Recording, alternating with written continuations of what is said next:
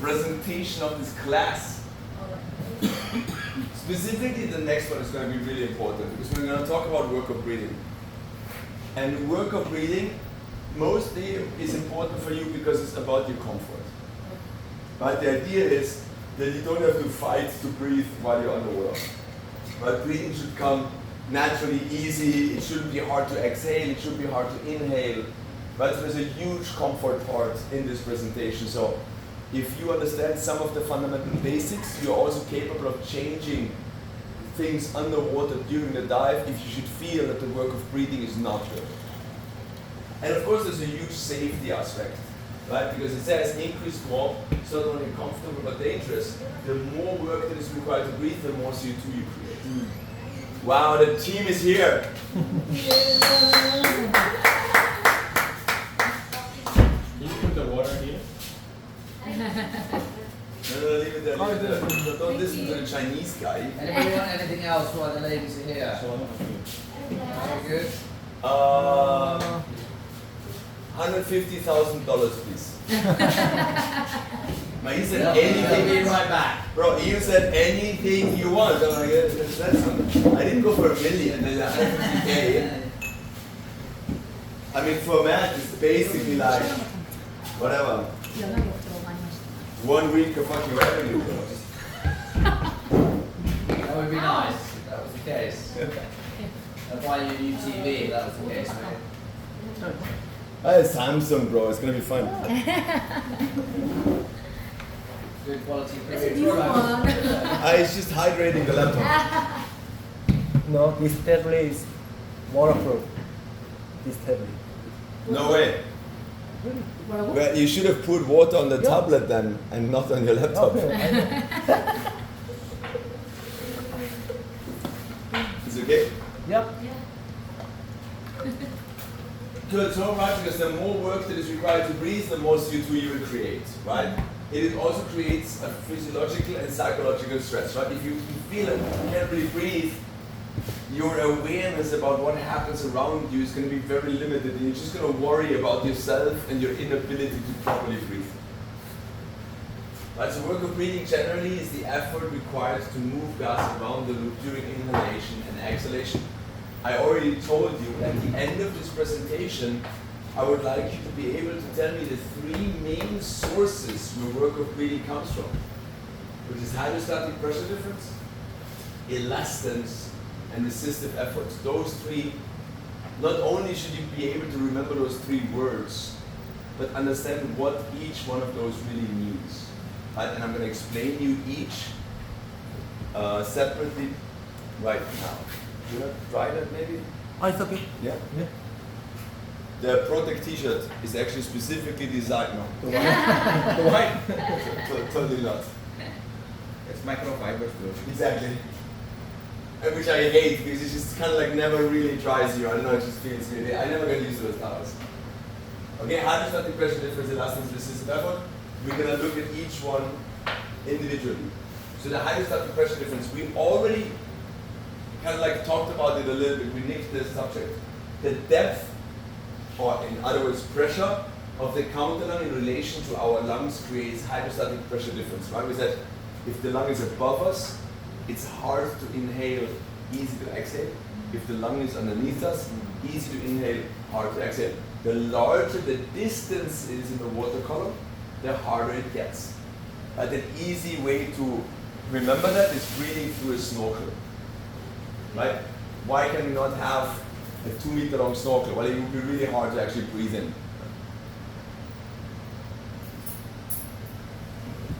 So the smaller the difference, the easier the breathing. Note, this refers to the average throughout the breathing cycle. And it's not that important for you at this stage. But the factors include the location of the counter lung, diver trim, and floating on the surface. Right? The location of the counter lung I cannot change. Right? It's part of the design of the rebreather, yes? Some rebreathers are better designed, and some rebreathers are DSF2. Yeah, you can say that. I told you, for me, Revo, as well as classic KISS, like the back mounted in a box type count lines, I never really felt them to be that nice.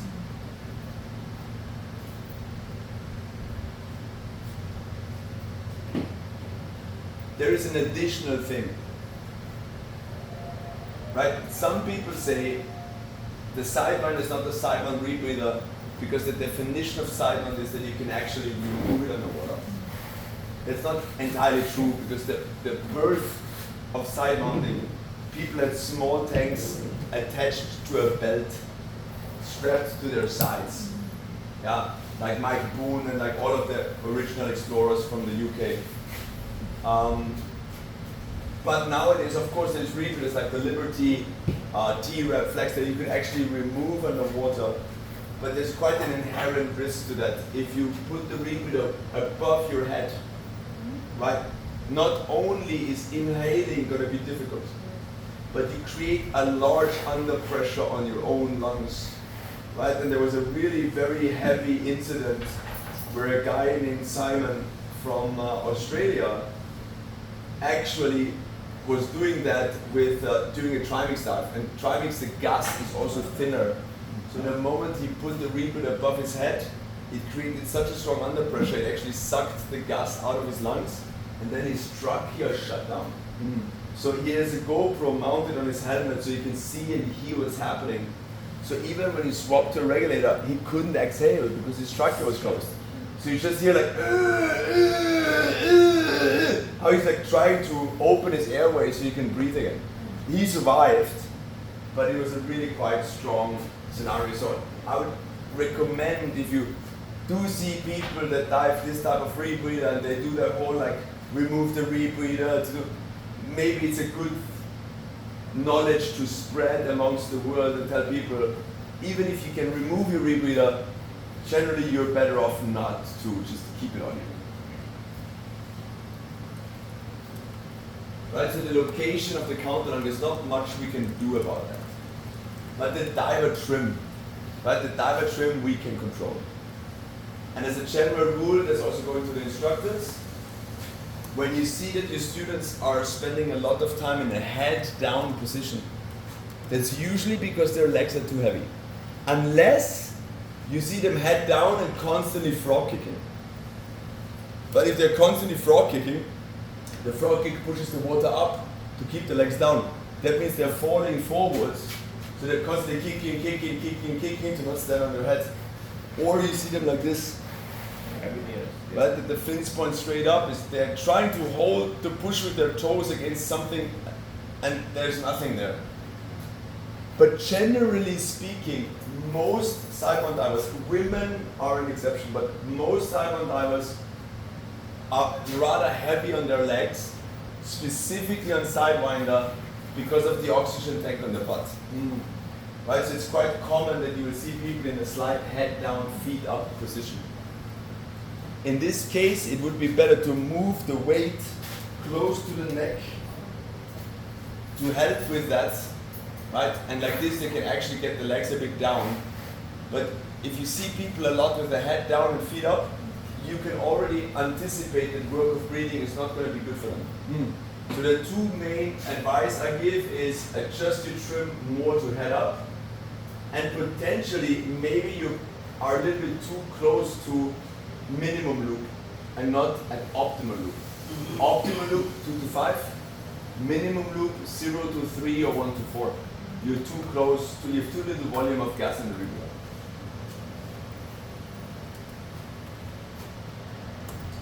So diver trim, something easy for us to change, to try different trim positions in regards to work of breathing. One of the first, in a moment I get symptoms of hypercapnia. One of the first things that happens automatic without me thinking about it, I lose trim. Because in a moment my body feels I'm breathing but nothing is coming, I automatically go in a position that kind of like pushes gas towards my face. Floating at the surface. Now, being completely vertical is the worst possible position for rebreather diving in general, however, specifically for sidewinder or SF2. Right? Because now we have the counterlung at the opposite extreme of our mouth. So that means all of the gas is going to push up and it's going to create chip on cheeks. Right? So exhalation very difficult, inhalation very easy. When you have the counterlungs close to your mouth, that's a little bit easier. So if you want to know, a big part of CE certification that gave us huge trouble was vertical. They haven't tested that. Yes.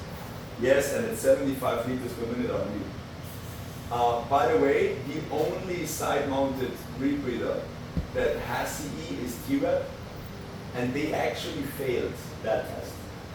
Because you can have, and don't nail me on the numbers, but I think you can have 2.7 joule per liter of worker breathing, and they actually have 2.75. So when you look at the user manual of the T-Rep, it actually says that CE made an exception because technically, it says 2.70, but they say the 0.05 is such a small variation, and the chance that somebody's going to breathe 75 liters per minute in a vertical position is so unlikely that they made an exempt. Having said that, the JJ, and we're going to most likely do the same, it's actually written because you have to pass the test of being in a 45-degree head-down position without triggering the ADV, and most rebreathers can do that. But in the moment you go head down and the ADV is up. So you can actually say this is exempt, like we did not pass this in CE, which is like the weirdest shit ever. Yeah. Like, because you would just try to use them, and oh, we didn't pass this, we didn't pass this, and you still had getting CE certification. So why is this important for us tomorrow when you're going to do your first breath, the Queen D? Now it's too much? Maybe too much. What is important is, please, when you put the DSV in and you open it, don't stand and keep breathing. Because it's going to be like, holy shit, this is terrible. So in the moment you open the DSV, I want you to lie flat on the water surface. You're going to hold my hand, which means if you lie flat and work of breathing doesn't work, or the ADV don't fire, or there's anything that worries you, all you have to do is you use my hand like a table and you just raise your hand out of the pillar and you can spit out the mouthpiece. Okay, but don't try to breathe while standing. Also for the consecutive days of diving, don't breathe from the rebreather while you're floating vertical on the surface. Either no rebreather, or second stage, or nothing. Yeah, the rebreather, really, because you're going to produce a lot of CO2, and a lot of CO2 is going to be really hard then to descend. But because we just talked, if I have a lot of CO2 production, a lot of volume of gas has to go in and out. And I told you I'm going to weigh you neutral with full tanks. So that's usually based on a half-liter breath. So if you're breathing 2 liters, you won't be able to go under. Makes no sense what I just said. We're going to keep on repeating this, and you're going to most likely experience it in the water also.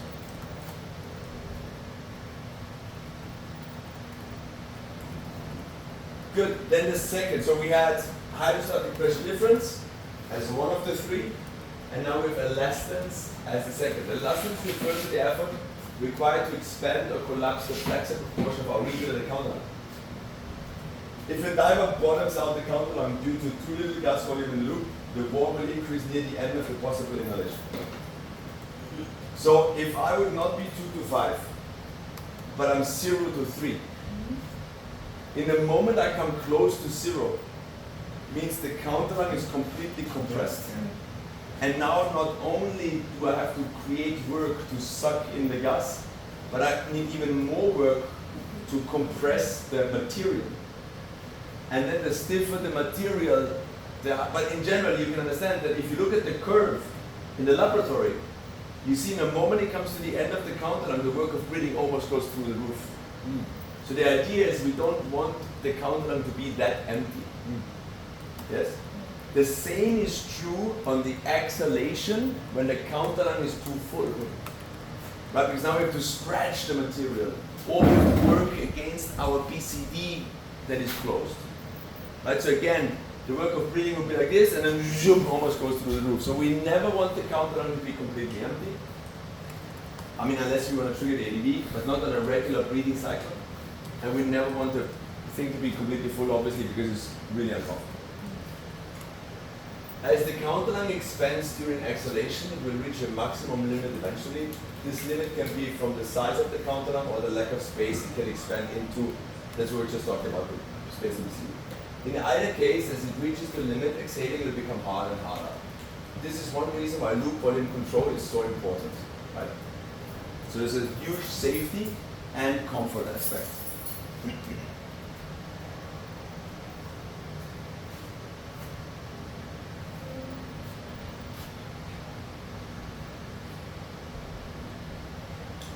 There is also something called static lung load. Write that down. Because maybe at some point you're going to read it somewhere, and it would be nice if you understand what it means. Static lung load. This describes, on average, the general load onto your lungs. And it can be positive or negative. So there's positive static lung load or negative static lung load.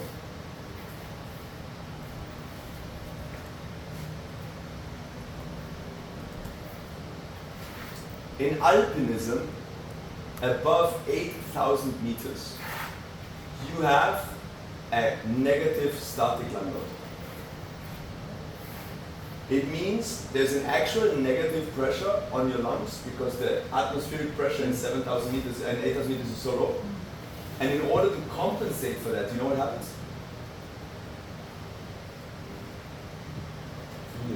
Liquid comes out of your cells and fills the empty space. Right? You call it an edema. So people above 8,000 meters are actively dying unless they go back down to a place that's safe. Like we cannot survive for prolonged periods of time above 8,000 meters.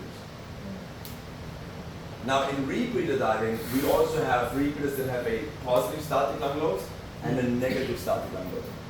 What type of rebreather or location of counterlung do you think, on average, always puts a positive pressure on my lung? This one? This one? Chest one. Bro, that was fucking solid. Because it's not super easy to know. Yes, so a chest one rebreather has a positive static lung load because even if I inhale or exhale, generally the gas pushes towards my lung. Right? And back mounted counterlung, negative. Exactly. Again, in diving, it's not like climbing above 8,000 meters, but I think it's something important to have a bit of an understanding.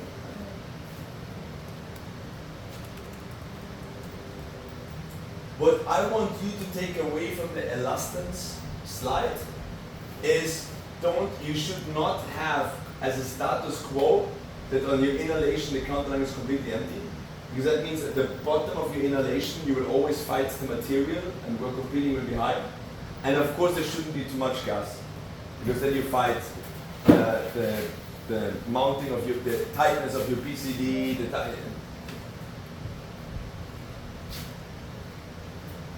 and then we have resistive effort. So how much resistance is inside the breathing loop?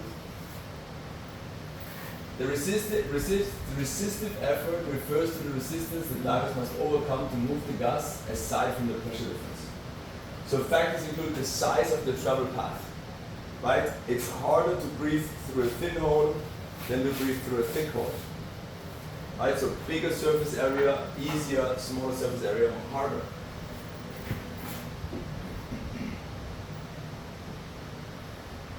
Doing pretty good, it's only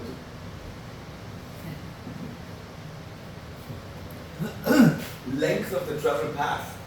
Right, the larger my circle is, the harder it will be for me to move the gas around it. The longer the ring. Is there anything I can change on those two during the dive? No. No. Abrupt direction change. Imagine a river. What happens if water hits a straight surface? If this is the direction of the flow, the majority of water is going to go in this direction. But a part of the water is going to do what? It's going to go in the wrong direction and then do a turn. So when do you usually find this? When rivers do turns. We're gonna take the color blue for water. Genius.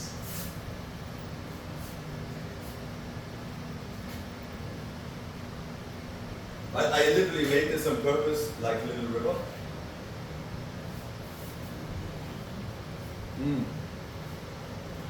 So originally, Little River looked like this. Yeah. I guess I should have drawn that in black because it's the cave, and then the, well, you know, now it's the lake. So as you can imagine, the water hit the wall, and then the majority moved towards the exit, but a part of it made a wrong turn. Can you imagine that? So usually in this place, what do we get? Vortex, or the Americans call it eddy current. So when I did my lost line with Jared Jablonski, it put me exactly there. Right, and first we moved, we were like, lost line in the high flow cave, how easy is that gonna be? And then I realized, no, this is not gonna be easy at all. I'm just getting spun around.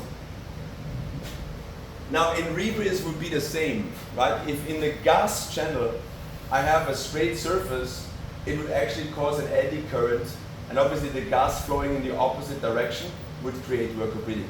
Can you change that? No, you can't.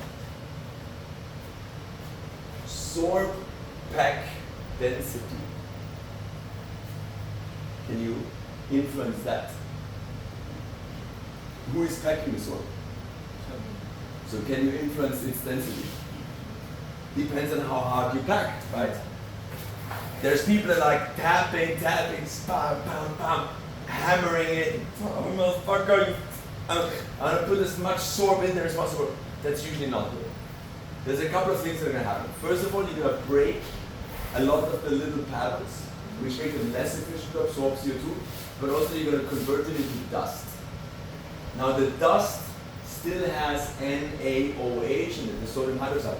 And then you're going to inhale that dust, and it's going to burn your throat and burn your chest. Right? Because in a moment the NaOH gets wet, it will become caustic. Right? And it's actually creating quite a stronger pain a bit in the lower part of your throat. And it can take days to go away.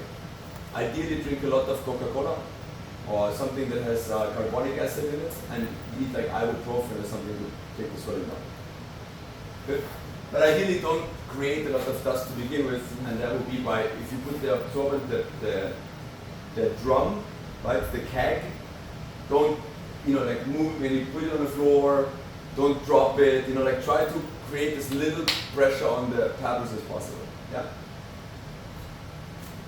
Good. On the ground, how would you call that? Granules.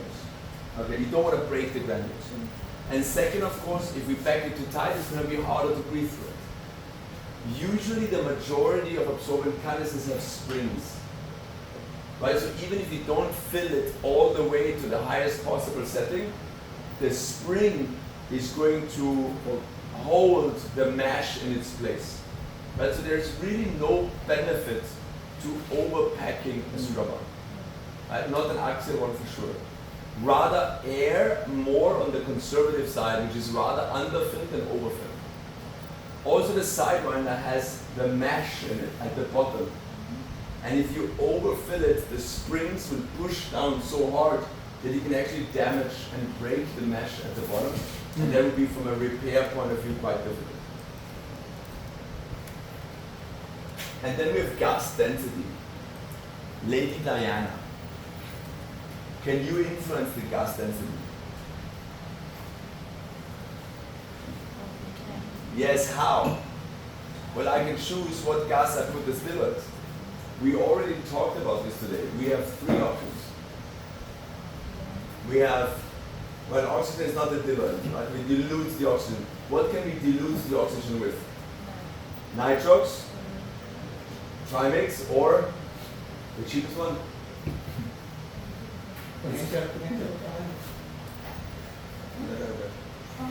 Air, right? Good. So, what would be the least dense from those three?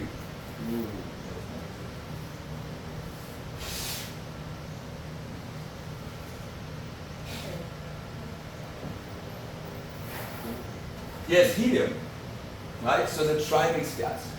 So what does that mean? If we're gonna dive deeper than 30 meters, I would recommend people not to use air or nitrox, but rather using a trimix from the density point of view. Right? And there's a huge safety aspect also. Denser gas is higher work of breathing. Higher work of breathing means more CO2. More CO2 makes the gas more dense. More dense produces more, and you see this is like a deadly spiral. And also there is this thing called vasodilation. Your blood vessels actually expand in order to absorb more oxygen, and you'll end up absorbing more of everything. So that's also not good from your aquatic point of view, or the nitrogen loading point of view. We have to be a bit more accurate. The vasodilation comes from CO2 because CO2 is a vasodilator. But oxygen is actually a vasoconstrictor, but it's a fickle mistress. If you ever teach a doctor, oxygen is a vasodilator in the lungs, but a vasoconstrictor in the extremities. Which of course, for us divers, I don't give a shit that oxygen is a vasodilator in lungs. We don't need a reason to understand that we use oxygen for off-gassing. But it's a vasoconstrictor in the arms and extremities, so it would be great to take breaks of the oxygen so that the blood vessels in my extremities open back up, releasing the nitrogen here, right? Yes. Good. There's another reason. So any of the emergency procedures that we have to do in a rebreather, specifically at the beginning, might be a little bit complex. Right? Hypoxia, hyperoxia. There's a step-by-step procedure on what to follow, right? And we do a timeout. That has 3 steps. We shake the light, get off the rebreather, close the neck. Then we do troubleshooting, where we find out what the problem is. Has 2 steps. Something on the oxygen tank, something on the mouth. And then we recover the loop, which has 1 step. We have to flush it first and then go back. So there's things that you would have to understand, troubleshoot, understand where the problem comes from, and then how to solve it. But it's not going to be easy for you at the moment because it's new, and it's not something that you can do through logic. You will have to stick with just learning it by heart. At some point, it will become obvious to you, and then you don't have to remember it. It's like, yeah, O2 is too high. Why it's going to be too high? Because it's a button, of course. Yeah. At some point, it's really logic, but we're not there yet. So, as you can imagine, solving this problem while you are sober is already difficult. Yeah. Solving the problem after you drank 3 glasses of Edmund's whiskey is going to be even harder. Right? And that's why I want to show you something real quick, which is called the Meyer-Overton hypothesis. So when scientists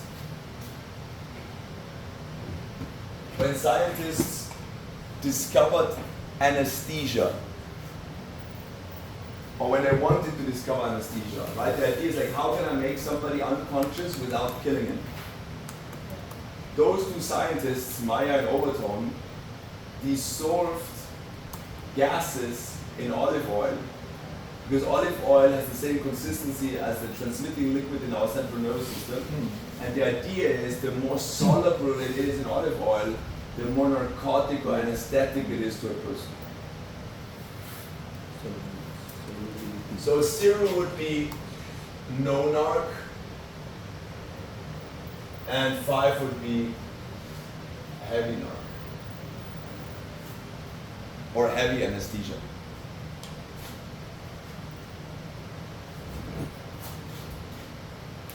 So nitrogen is just above a 1, to give you a ballpark. Oxygen is just slightly more narcotic or more soluble in olive oil as nitrogen is.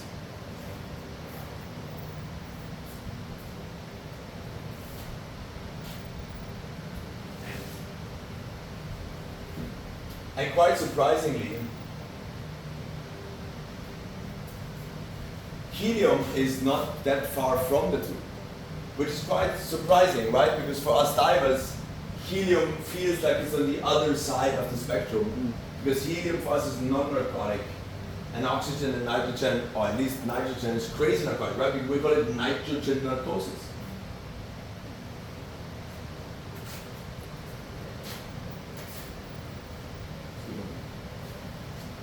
But really on the other side of the spectrum is CO2.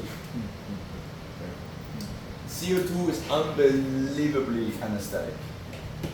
In fact, it is neighbored by nitrous hydroxide, which is laughing gas. Right? What they use in the dentist in the United States to make you numb. It's quite interesting. So that is how extremely narcotic CO2 is.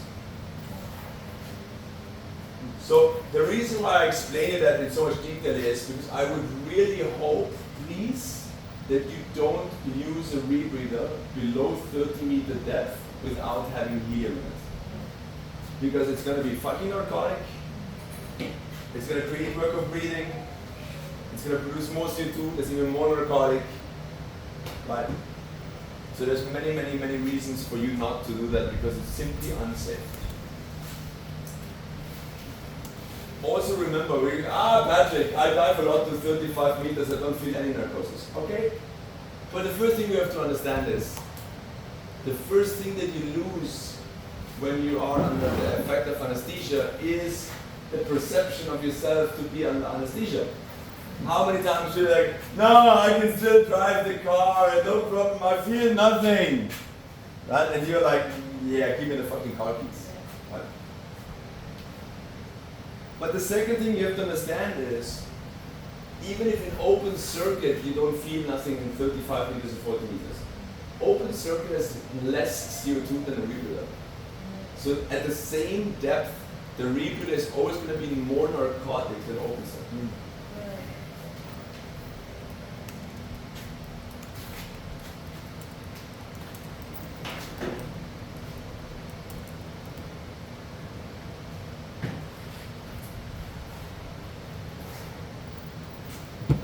So the denser gas requires more force to move through the loop and in and out of the lungs. The critical CO2 is very dense and anesthetic. So CO2, very, very dense gas, which makes it also very narcotic.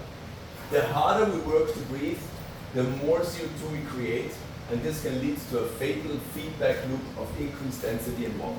Right? Because the harder we work, the more CO2 we produce. The more CO2 we produce and we put into the loop, the denser the gas gets. The denser the gas gets, the more work we need to move it around.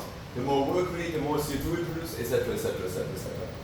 Right? And now not only do we create this, but CO2 creates hypercapnia.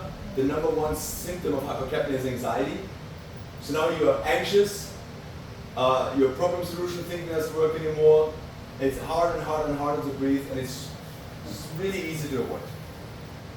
To give you some numbers, air at 30 meters has 5 grams per liter, which is a recommended limit. And then air at 40 meters is 6 grams per liter, which is considered the maximum limit. I would say it's too much for rebreathing diving. Later, potentially, if you really want to dive deeper, there's an actual specific class to learn how to use a rebreather for deep diving, which is called Mod 2. In fact, TDI, something that Matt will be able to offer, and Ray, I'm not sure, so I'm just going to talk about what I know. They actually have a step in between, which is called Heliotrops. And honestly, although my federation doesn't have this class, I think it's a really good class.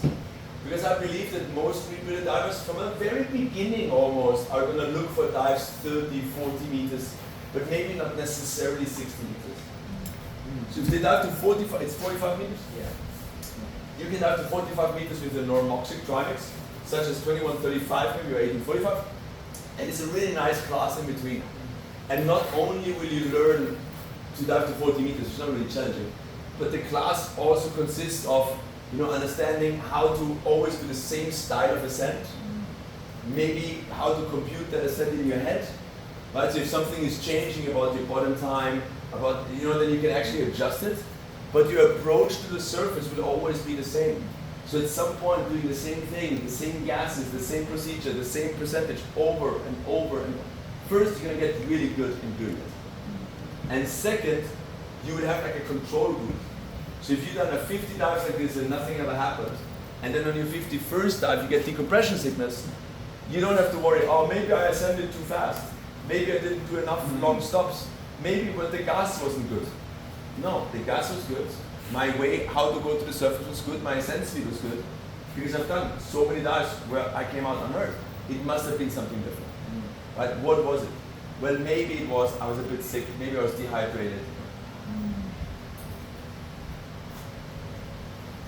During this class, not only will you learn how to do the calculation in your head, but you will also use desktop decompression software. And quite a bunch of this desktop decompression software nowadays actually shows you the grams per liter of gas density, so you will get a bit of a better appreciation of where you are with what drivings. Yeah, that's something to maybe have a look. So maybe you can write down the numbers 5 and 6, air in 30, air in 40, because I'm pretty sure you dove with air at some point to 40 meters. So you're actually going to have like a real life comparison. Always remembering that a rebreather is going to produce a little bit more than an open circuit. Yeah?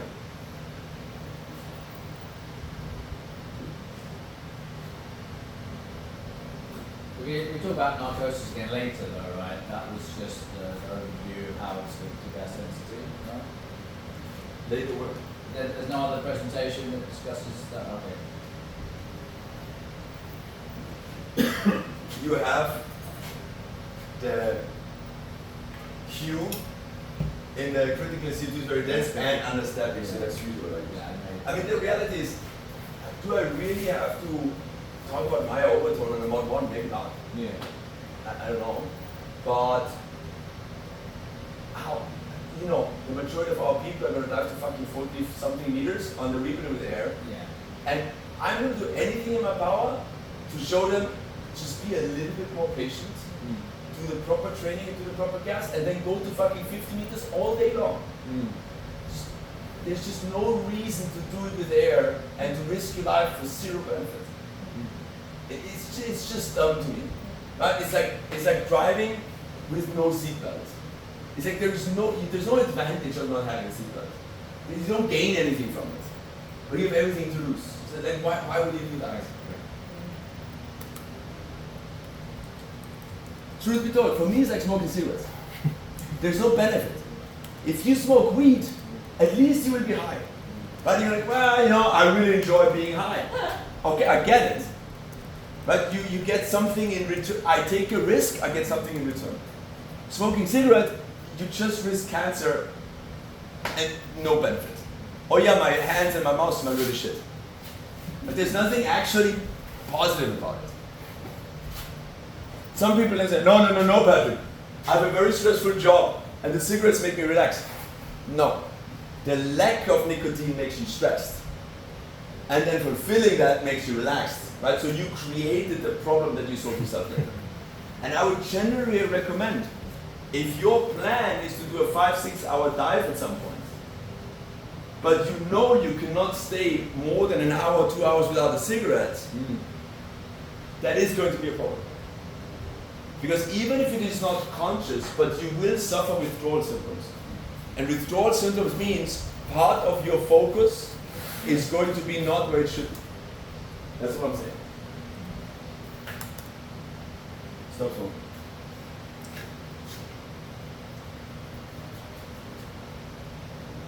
How is everybody feeling? You like rock and roll? Not so complicated? Okay. A bit complicated? I mean, today is going to be the most complicated day. But and again, if everything is not 100, like, oh yeah, completely get this, you will see the next days, there will be plenty of, hey, remember, hey, how was that again with the grams per liter? So there's going to be a lot of review of it, okay? Of course, I'm still adjust, but I think once we try again. You will see.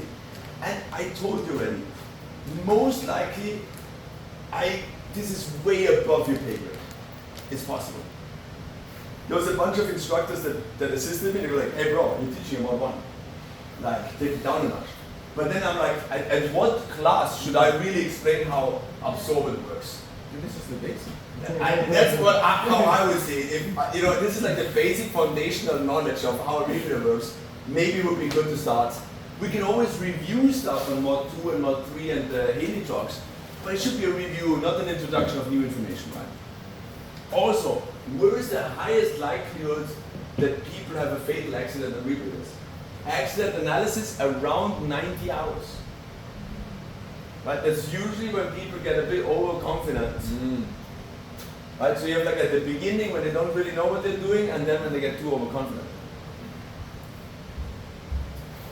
Good, and I would say we just finish this up. So we come to the third key point, which is the scrubber.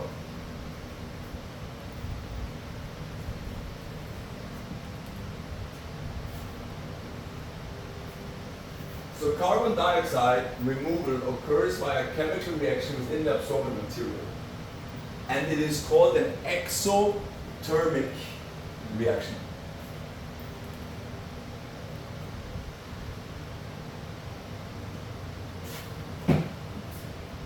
Now you don't have to be a chemist, and we don't have to break down the chemical formula. There's just a couple of key aspects that are important. Our axial CO2 first dissolves into what is called an aqueous layer. Right? It's going to turn into water. Once dissolved, it reacts with the sodium hydroxide. So the sodium hydroxide, which is the NaOH, remember this is again important for us. It is basically the catalyst for the chemical reaction. As a little background for the pre-breathing people, when pre-breathing was the way the word was invented, and when it was a real thing, is we thought that we had to activate the NaOH to start the chemical process. So this was the theoretical background behind pre-breathing, right? The NaOH is the catalyst, and we need to get some moisture to the NaOH from our breath to start the chemical reaction. This was the background for pre-breathing. Until Paul from Revo smashed it by actually testing it in an Anston machine. But it is also the NaOH with water that turns what? Sorry. Caustic. Cocktail, remember the cocktail? Cocktail, Yeah? caustic cocktail. And when it reacts with the sodium hydroxide, it forms calcium bicarbonate. Then it reacts to calcium with the calcium hydroxide, forming calcium carbonate, NaOH, and water. So the main thing that I want you to remember is the CO2 gets taken out and it gets turned into water and heat. Please write this down. Now, it gets turned into heat, which is why it's called an exothermic reaction. Thermic, thermal, as in temperature. Now, we haven't really tried, but what you can try is, when we're going to do longer dives the next days, when you come from the water, grab your cans, put your hands on them. You will feel that the right one is warmer and the left one is colder, because that's the heat. Then we will take them apart. You understand why the right one is warm, right? Because it's the exhalation side. So most of the chemical work is going to be done on the right hand side, not on the left. Then in the evening, we're going to take them apart and we're going to pour the sword out. And you will see way more moisture in the right canister than in the left. Because of the chemical reaction. But also the chemical reaction creates heat. Heat inside and cold outside creates what? Condensation. Condensation.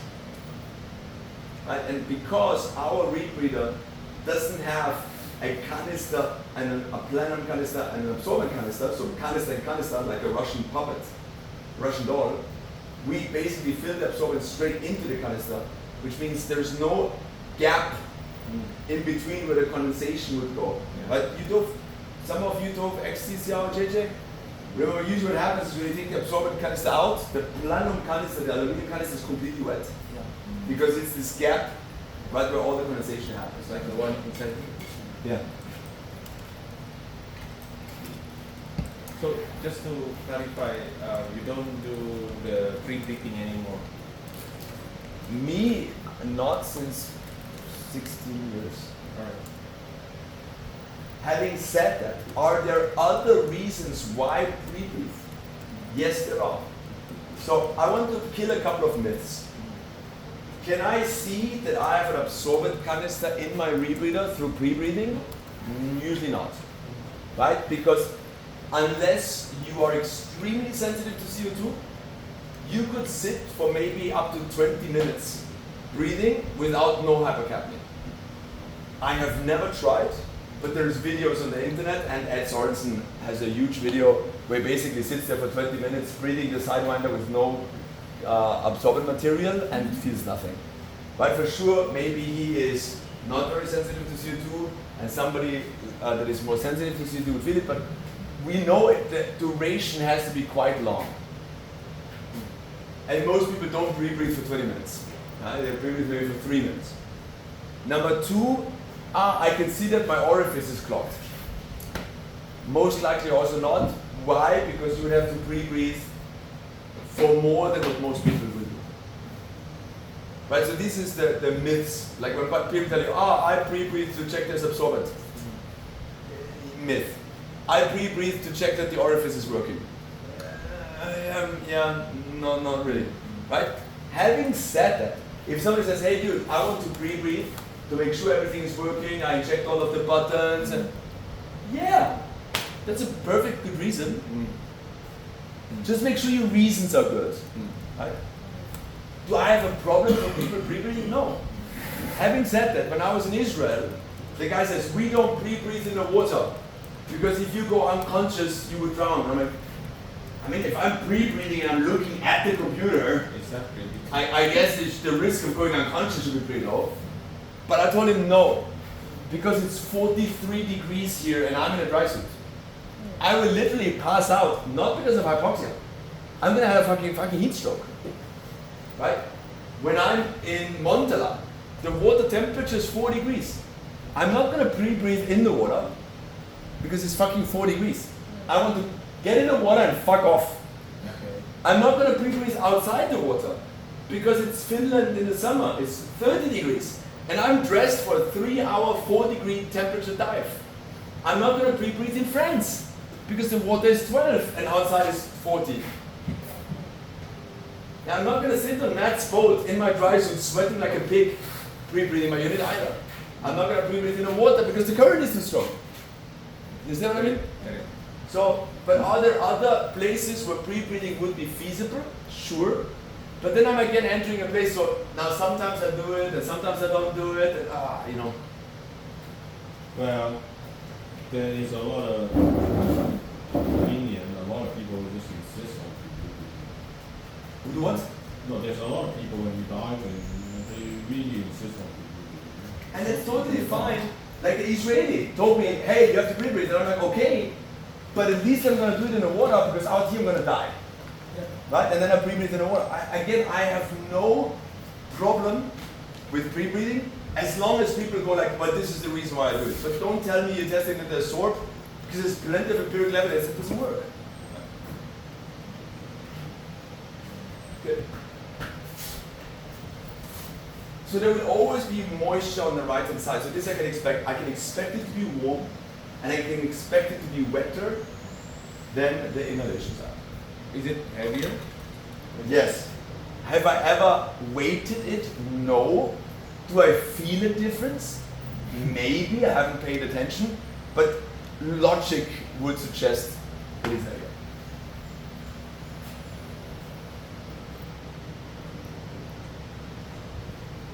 Absorbent material comes in different sizes. Here in the Philippines, you get the European stuff, or you get European or American? Yeah, the molecular component is 797. Yes, but when you look at the 797 description, does it say 8 to 12 mesh, or does it say 1 to 2.5 millimeters? 1 to 2.5. Okay, European. It's metric. So, Yeah. right, so because this is how the different sizes, because there's an insane amount of different absorbent material. So there is medical sorb and dive sorb. People tell you, oh, this is medical sorb, you can't use it for diving. It's nonsense. Mm. The difference between medical sorb and dive sorb is the percentage of water that is present in the granules. And it's a difference between 12 and 14, 15%. So it's very, very marginal. We have used medical sorb in Mexico for a decade, Okay. because that's what we can buy. Mhm. Would dive sorb be better because there's more moisture in it? Most likely, but it's not mandatory. You think more moisture is better? I don't know, Alright. but I guess there's a reason why they make specific Cheaper maybe. No, it's definitely not cheaper. Medical soap is cheaper.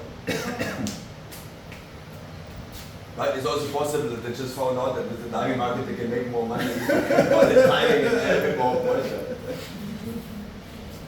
So the next thing is the grain size and the shape. Now shape is different manufacturers. Right? There's Spherasorb. Spherasorb is round balls. Mm. Right? But round ball or spheres have actually less overall surface structure than really sketchy little squares that are like rugged, right? Because they got these little spaces in between. However, the Spherasorb creates next to zero dust because they don't break that easy. So it's my preferred sorb around the world because, but of course all of the Germans are like, but in the test, molecular products mentioned that you can only whatever. And it's like, bro. But in the ANSI CE certification machine, the Spherasorb had like 20% less duration, maybe, than the 797. But even with 20% less duration, it's still so much fucking time for us, it's not even fun.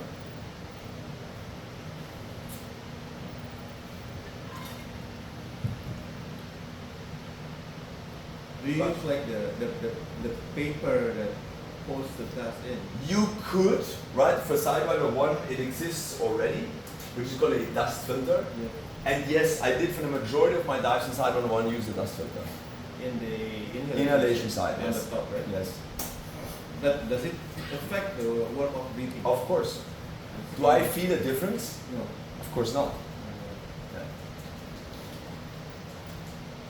Yeah, I mean that's the other way you To can give work you to around give it. you a real idea, if you compare work of breathing, the joule per liter, I swear to God, even if it's like 0.5 joule per liter more, so your unit has 1 joule per liter, and your unit has 1.5 joule per liter, and it's like, my has way less work of breathing than yours.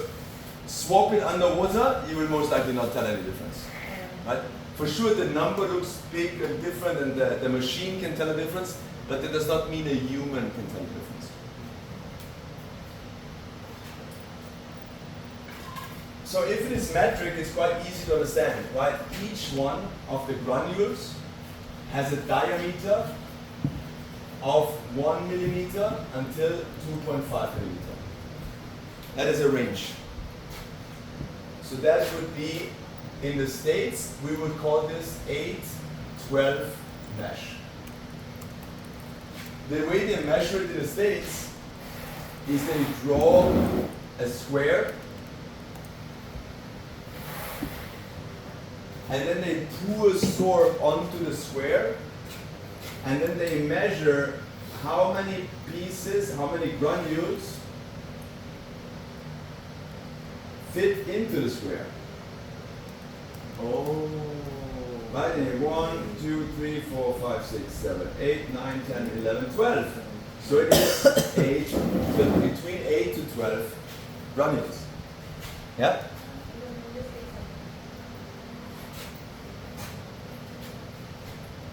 And the bigger one that we use in diving is 4-8 mesh. Or in Europe, we use again the diameter, and it is 2.5 millimeter till 5 millimeter.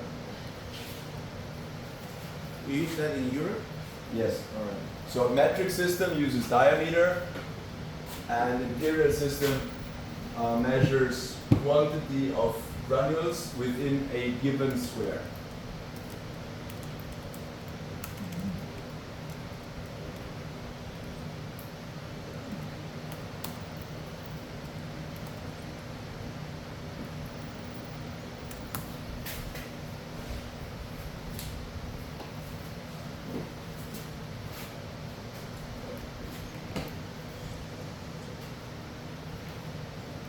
Why in the world they call it something like 797? Absolutely nobody knows. It's just to make it more complicated.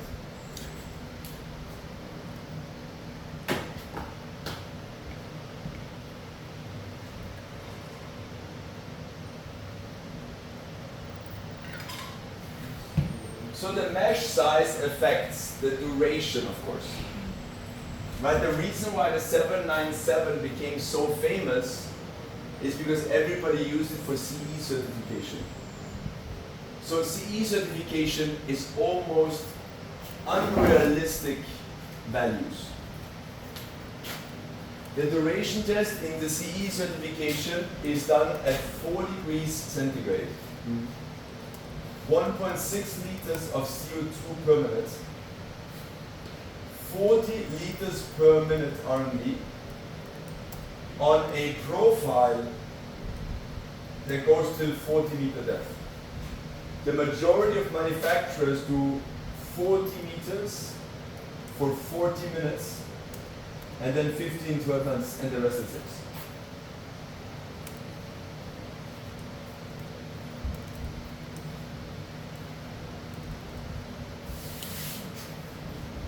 So 40 meters, and then 15, 12, 9, 6.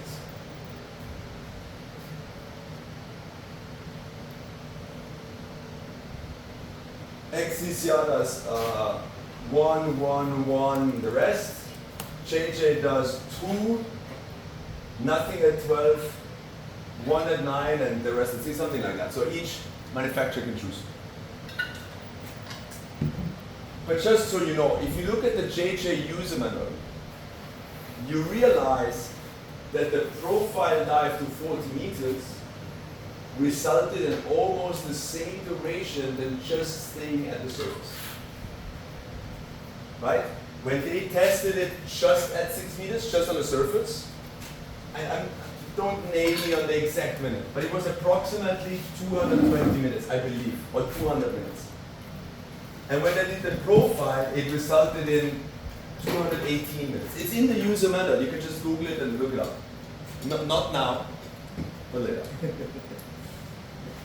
So this leads a lot of people, including the owners of Fathom, to the idea that the duration is depth independent. Because according to testing, you see the results are the same. What makes this furthermore a logic concept is this. The 1.6 liters of CO2 per minute are constant. It's 1.6 liters at 6, it's 1.6 liters at 15, it's 1.6 liters at 40. So for the same reason why with the rebreather we don't use more oxygen when we're deep diving, for the same reason you could imagine that the duration of the absorbent canister will last the same time because the 1.6 is the same at every given depth. Right? So it's perfectly logic, and you would go like, I understand why, and I mean that Andy Pitkin is a fucking anesthesiologist. I mean the guy has been around rebreathers, so you understand why they would consider this makes sense, right? Because anything logic would say this makes sense. However, in actual testing in the chamber, we realized that if we stay at 40 meters, our sidewinder that usually does in the profile 4 hours and 20 minutes, when we stay at 40 meters, only reached 168 minutes. So an hour, 20 minutes less.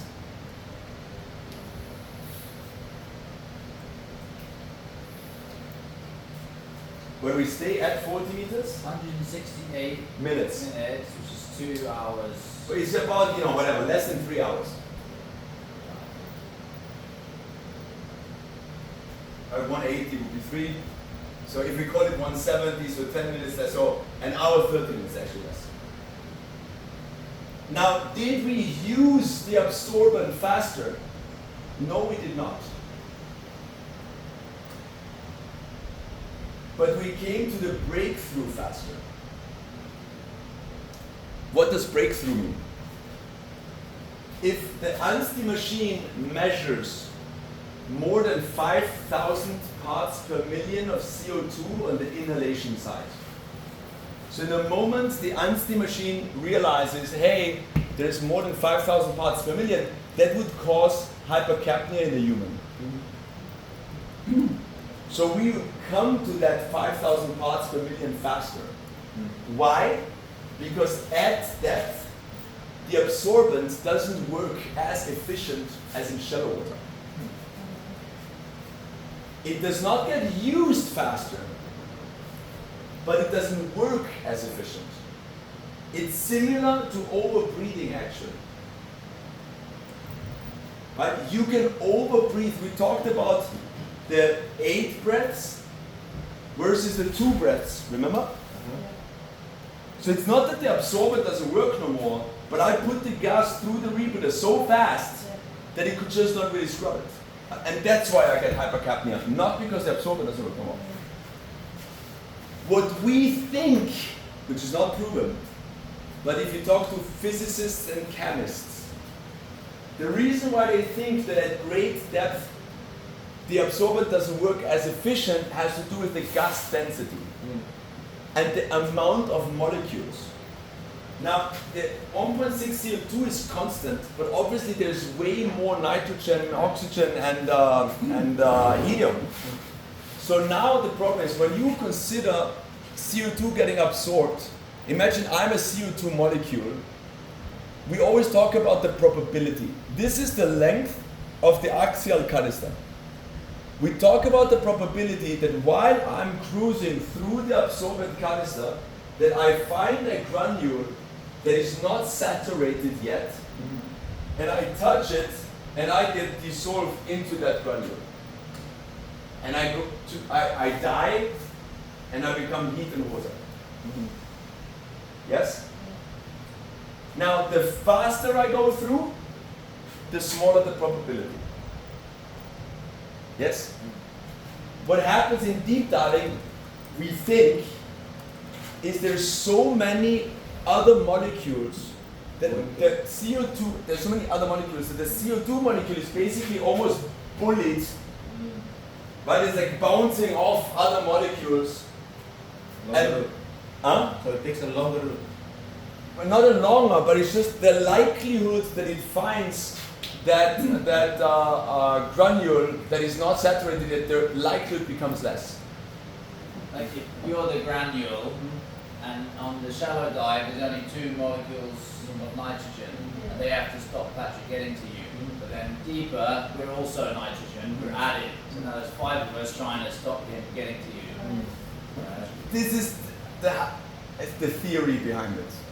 Oh, I mean, we can measure it, but nobody seems to be really capable of telling you exactly why it is that we measure that. But this is easy measurable, right? You do one profile, you get this number. You stay, you get this number. So why is one shorter than the other? Yeah, the only parameters or variables that's different is the gas density. Yes. That's why they came up with it. So after time, certain portion of the absorb is already used, so the bed length becomes shorter. Absolutely. But that applies in both sides. cases the same. But this is important to understand because so many times people tell me, like Antoine for example, where he was like, how many hours? Well, we're not deep diving. And I'm like, you can do 100-meter dive for an hour and then come back out. That does not mean tomorrow's 10-meter dive has to be shorter because you still only used the same amount as if you would have stayed in 10 meters. Right? Because you only put the same amount of CO2 into it in 100 meters that you would have put in 10 meters. But if you would have stayed in 100 meters, But you basically would have overbreathed the rebreather, so to speak. But then just as I can get a CO2 hit after half an hour, and then rinse my body, rinse the rebreather, go back on the rebreather and still die for 6 hours, the same situation would apply to the deep dive.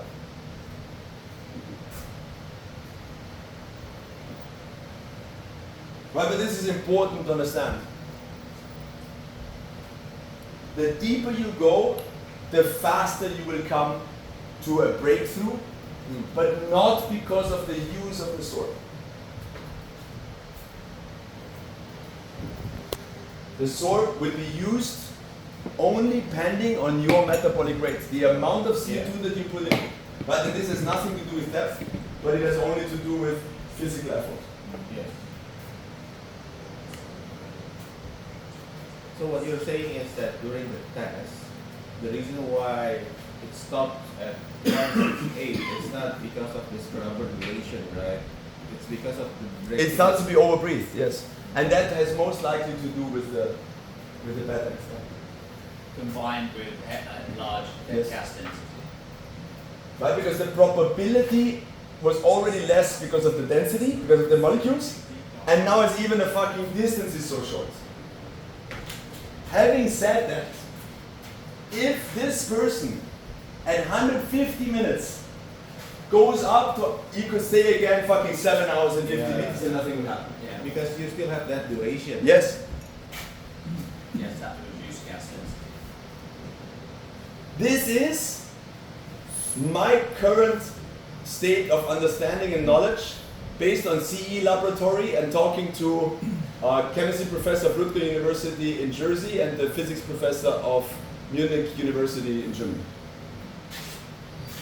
But having said that, Edmund and me, we sat in Malta at the Rebreather Conference of the World.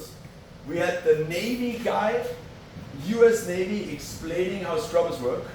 And we had David Dulett, who is the decompression algorithm specialist of the experimental diving unit and member of the WKPP, which you don't know what it is, sit in the audience. And the guy said, anybody has a question? David Dulett says, so you want to tell me that the absorbent would last the same amount of time in 200 meter depth? And the Navy guy said, we don't know. That's a bit devastating. And then you have Andy Pitkin and the Fathom guys go like, oh, the Gemini has a duration of 3 hours. There was a book that they were during the RF4 called Breakthrough. It's about a lot of scrubber and performance and blah blah blah. Yeah. To read.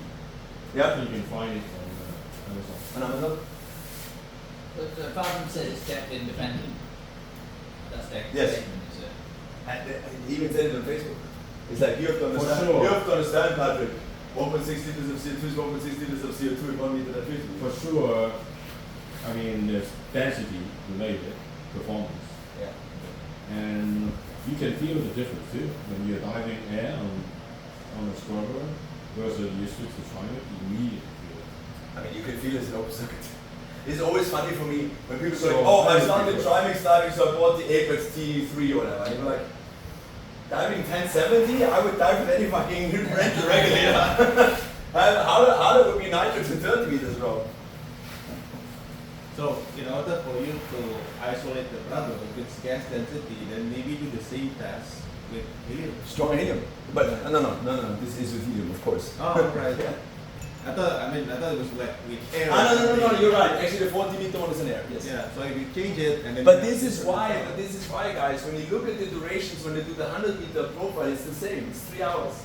Of course, they play with the parameters, right? They make the duration at the bottom short enough. But, But then you do 100 meters, you do trimix yes, of a similar density as the air. 10.7.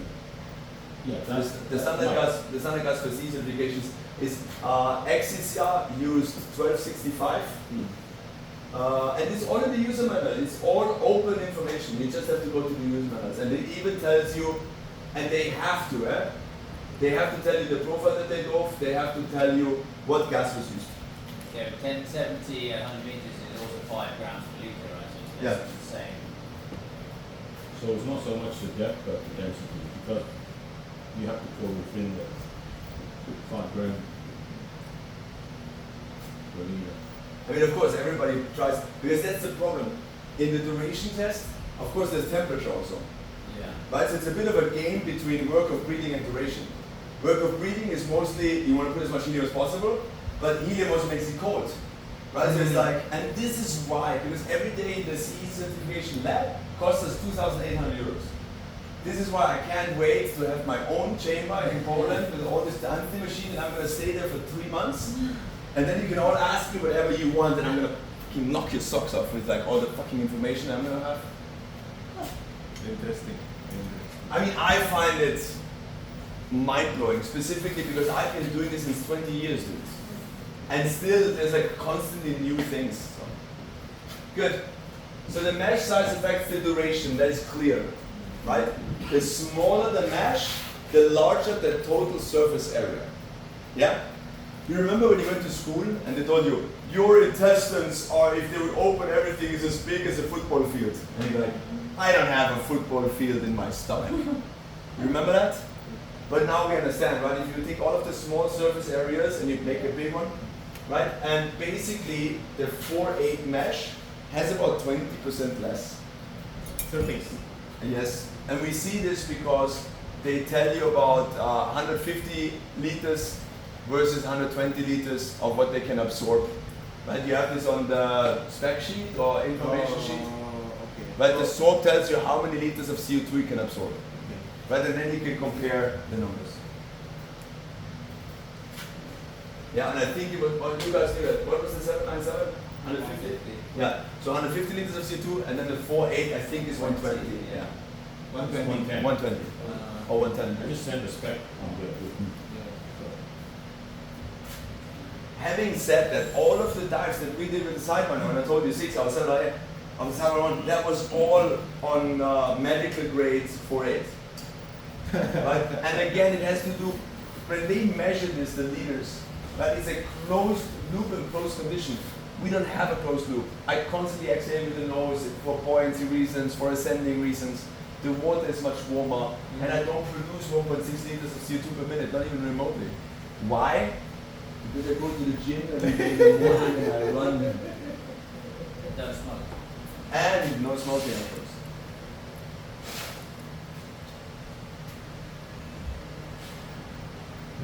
Good, so the available surface area for reaction is much bigger on the smaller grains. Yeah. But work of breathing will be higher. Right? Because it has less space in between the granules. Again, if you fill my rebreather with 4.8, and then underwater we swap rebreathers and I swap to one that is 8.12, me, Patrick Whitman, that's all I'm going to talk for. I do not feel difference whatsoever.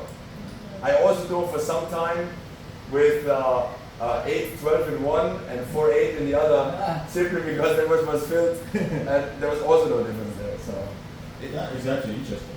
huh? I haven't thought. Yeah, because then you have the advantages and disadvantages of both of them. Or you mix. Well, now you're not, bro. This is where I tap out, bro. This is where you are one scary cat, bro. Fucking, he's out there, yeah. But does the 4-8 mesh have a higher probability of channeling compared to the smaller one? Yes, theoretically, yes. Depends on However- the length of the bed. However, channeling, exactly, channeling and an axial, right? Because the bed length is quite long. You have to, but if you want to know the God honest truth, I underfilled my Sidewinder so much at some point. I dove for 3 days. I took my rebreather apart and Sofnoline came out of my corrugated hose. And I'm like, huh? Then I opened the head and I realized the lid had actually turned to the point that SORB bypassed it and went. I have not felt any, not on both sides, only on the inhalation side. I have not felt any difference. Right? I'm not saying, hey, underfill your rebreather like crazy. Because the top is tilted, right? Yes, That's why the and then the SORB came out. I just want to give you another thing. Don't be scared about underfilling as much as you should be scared of overfilling. Availability of mesh size varies regionally. So how did I do all of the testing? Because that's the thing. Usually all of the crazy knowledge I have is based on necessity. Right? So how did I start diving medical soap even though everybody tells you don't use medical soap? Because it was the only thing there was. Right? Then it becomes an option. Then you start trying it and you realize, maybe it's not that bad. Right? How do I know that you can use a normal first stage down to 60 meters? Because I gave my rebreather to Robbie Schmidt now, and then went with the other rebreather, and then realized, fuck, I don't have a first stage that's capped. What do I have? DS4. Right? So a lot of the information that I have is by accident. Right? Which is the same explanation though, right? I told you guys, there is a guy called Frank Gottschalk, which is the IMTD, the owner of IMTD Germany. He also happens to be a military guy, and he is the expert witness on any rebreather-related accidents. If you have read any accident or incident report about rebreather fatalities, accidents happening in Europe, he was the author. Point blank. So I talked with him about hypercapnia, and his statement was, oh, I had hypercapnia once, 300 meters in the back of Roselle. Now, 300 meters inside a cave, for somebody that doesn't cave dive, sounds like a lot. For somebody that cave dives all the time, several kilometers, 300 meters sounds more like it's around the corner. Right? So if somebody uses 300 meters as an argument on how intense this was, you realize maybe it doesn't have a lot of experience in rebreather diving. Sorry, cave diving. 300 meter horizontal? Yeah. Okay, that's not. Yeah, Right? because it's scary, man. Well, for somebody that doesn't cave dive often, if I tell the waitress, hey, 300 meters inside a cave, they're like, you're tuta loco, hijo. You know?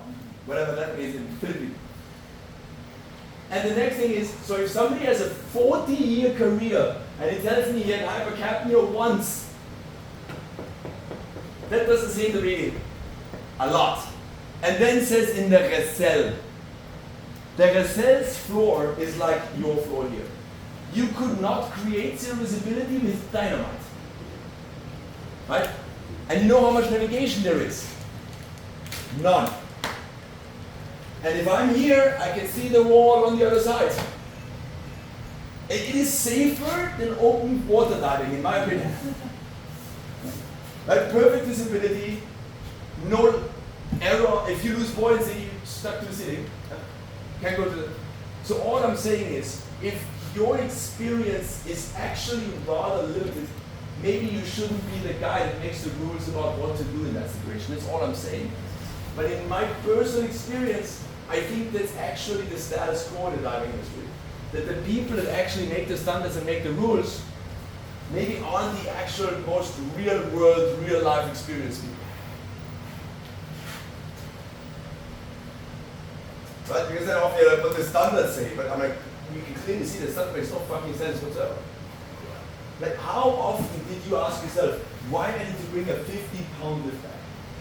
Or a 100-pound lift bag?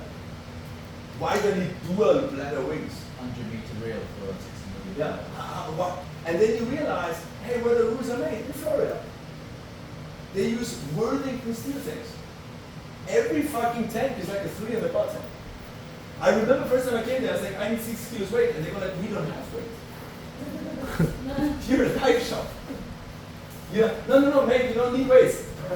Bro, I'm Patrick fucking Whitman. I definitely know how much weight I need. Yeah, I didn't. Yeah, because with zero weight, I sank to the fucking floor like I'm the Titanic. Yeah, mine for the steel.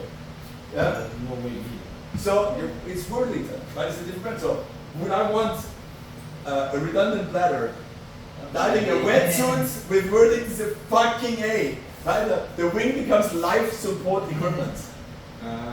Or maybe a 50-pound lift bag in case my wing breaks to hold on for dear life. But to understand, sometimes we don't understand the standards because, but then unfortunately, a lot of those people, they never travel. Like, when you listen to a lot of the Floridian stuff, it's like, you have no idea what happens outside of fucking Florida. The funniest part is when the sidewinding started, when Europeans and Americans fought over steel tanks. Steel tanks do this, no they don't, yes they do. And it's like, guys, you talk about something completely different. You talk about favor versus wording, they couldn't be more different than steel versus aluminum. So the availability of mesh sizes may vary regionally. Color indication should not be a right one. So the sorb can actually change color when it binds with CO2 and it turns purple. Do you like purple? No? Well, Matt can't tell the difference between blue, purple, red, green.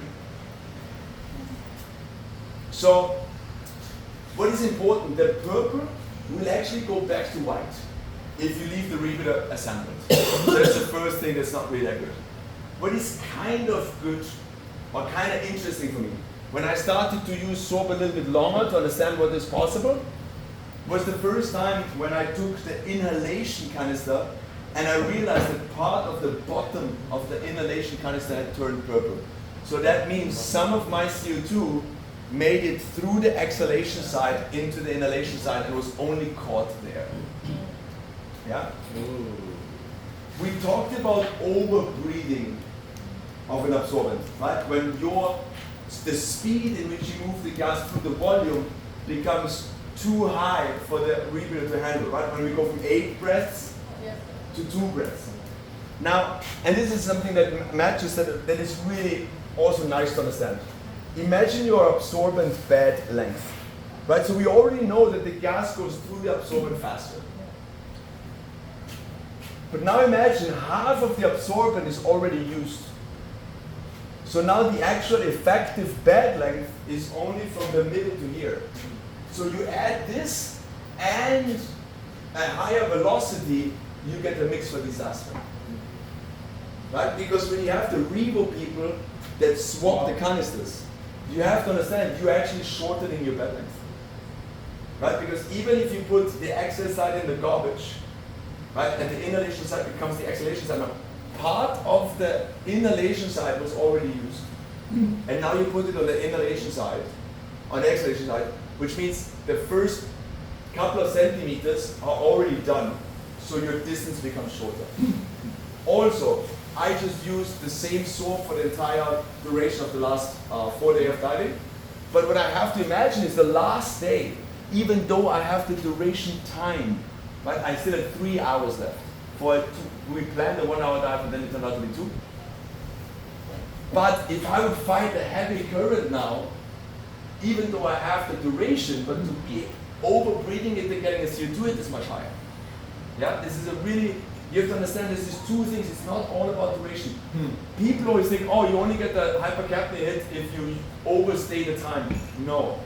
The majority of people are going to get hypercapnia because of over-breathing the unit, not because the sorb is done. So are you trying to swap the sorb like the Revo? You could. I would simply not recommend it. Something else that you can do is in places where a sorb is really expensive, like for us Madagascar, where we bring it in luggage.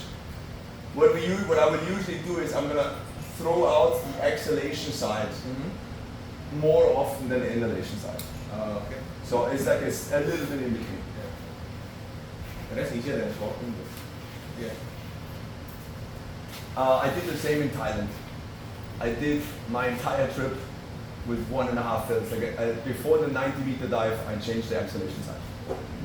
Not only for the overbreathing and the duration, but also after a couple of days of diving, the exhalation side is really quite wet. Yes. Right, and then work of breathing, even if I don't notice it, but there's clearly more work of breathing. Good, canister types. We have axial and radial. What are you having on your sidewinder? Any idea?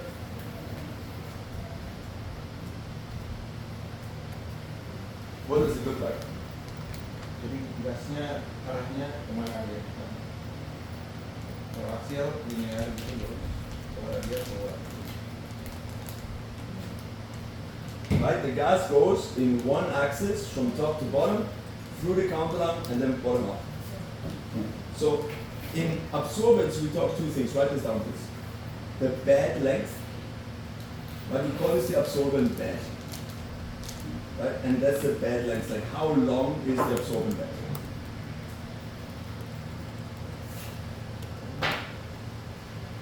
I guess we should have done a break just before this, but whatever, in 2 minutes.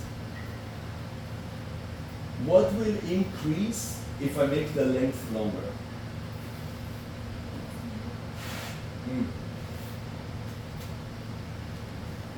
Right? I need to, if I breathe through this, I breathe through a solid body. So if I make the solid body longer, what else will increase?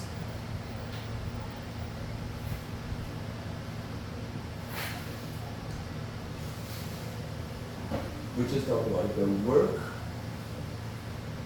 of breathing. It's normal, right? If I have to breathe through a really long solid body, the longer the solid body is, the harder it will be for me to breathe through. Right? This is also the reason why the majority of axial canisters only have 2.2, 2.3 kilos of soil.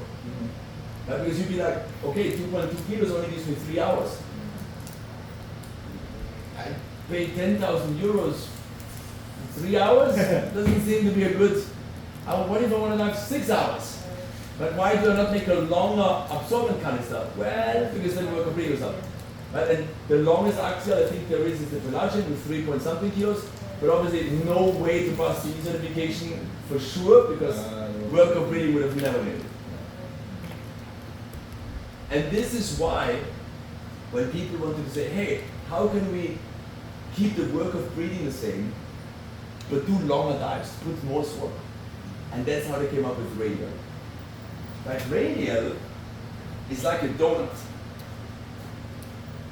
Right? The gas flows from in to out or from out to in. And no matter how long I make it, the absorbent bed will always stay the same length. Right? Axial, if I make it longer, the absorbent bed length becomes longer. Radial, if I make it longer, the absorbent bed length stays the same. Right? So I can put 3 kilos, 3.5 kilos, 4 kilos, and the work of breathing will always remain the same. More sorb, same or better work of breathing. Please write this down. Radial means more sorb, but work of breathing better or stays the same, because the absorbent bed length remains constant. What uses radial? I only know like that's it. Liberty? Megalodon, JJ, they all can have radial. Even Revo can have radial. Yeah, we don't have option. JJ have the expedition one. You just have to buy the whole fucking heavy case again. Liberty standard radio and CCR is standard. And I think flex. Because they are based on the same scrubber. The first one And that I remember was made by Golem Gear for the Hammerhead back then, and then Megalodon honestly just ripped it off. But what Megalodon did better, it made it spring loaded. The original from Golem Gear was not spring loaded, just as the Prism one. And you really want the spring loaded. Because on radial, the chance of channeling is easier because of a shorter bed. It's still not easy. People go, oh, with radials you have to spend much more time packing. I use about the same amount of time. Like, I don't know why I spend so much more time on it. But theoretically, as logic would suggest, because of a shorter bed length, having a channel is easier. So I can draw you that really easy.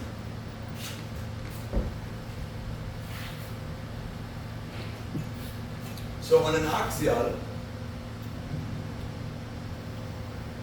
let's say I fill the sorb only until here. Right? I massively underfill. And so the mesh will fall down and the mesh is here. Right? And then my springs end here. So there's a huge space in between. Now, as long as I stay vertical, wouldn't really matter because the gas still has to traverse the entire axial canister. Right? Okay, I lost whatever couple of centimeters, but I would have lost it also on a longer dive, blah, blah, blah, blah, blah. No? But in a moment I lay flat, Right? They're never going to be really that horizontal, but they're going to be something like this horizontal. There's gravity, right? So the sword will just fall into that gap, and it's going to maybe create whatever, something like, hopefully it doesn't fall too much and the sword comes out, but the sword is going to fall down, and so now here the spring is going to collapse, and then here the spring is going to be into here, something like that. Right, so for sure, for the gas to go through,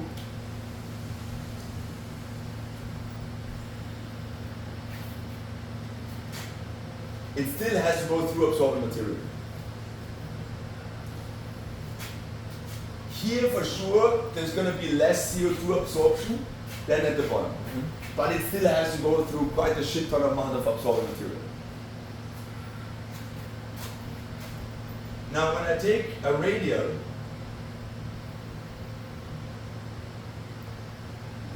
on a radial, the gas goes, let's just take one example, the gas goes outside, and then when I inhale, I suck it through the absorbent and then up through the center and back in my mouth. Yeah? You understand that? So now imagine I underfill this one. So I only fill it until here. Oh. While I'm upright, I'm in the shit. Because gas goes the way of least resistance. So it's going to do most likely a lot of that, and it's not going to go through the sword at all. That would be problematic. What if I go flat?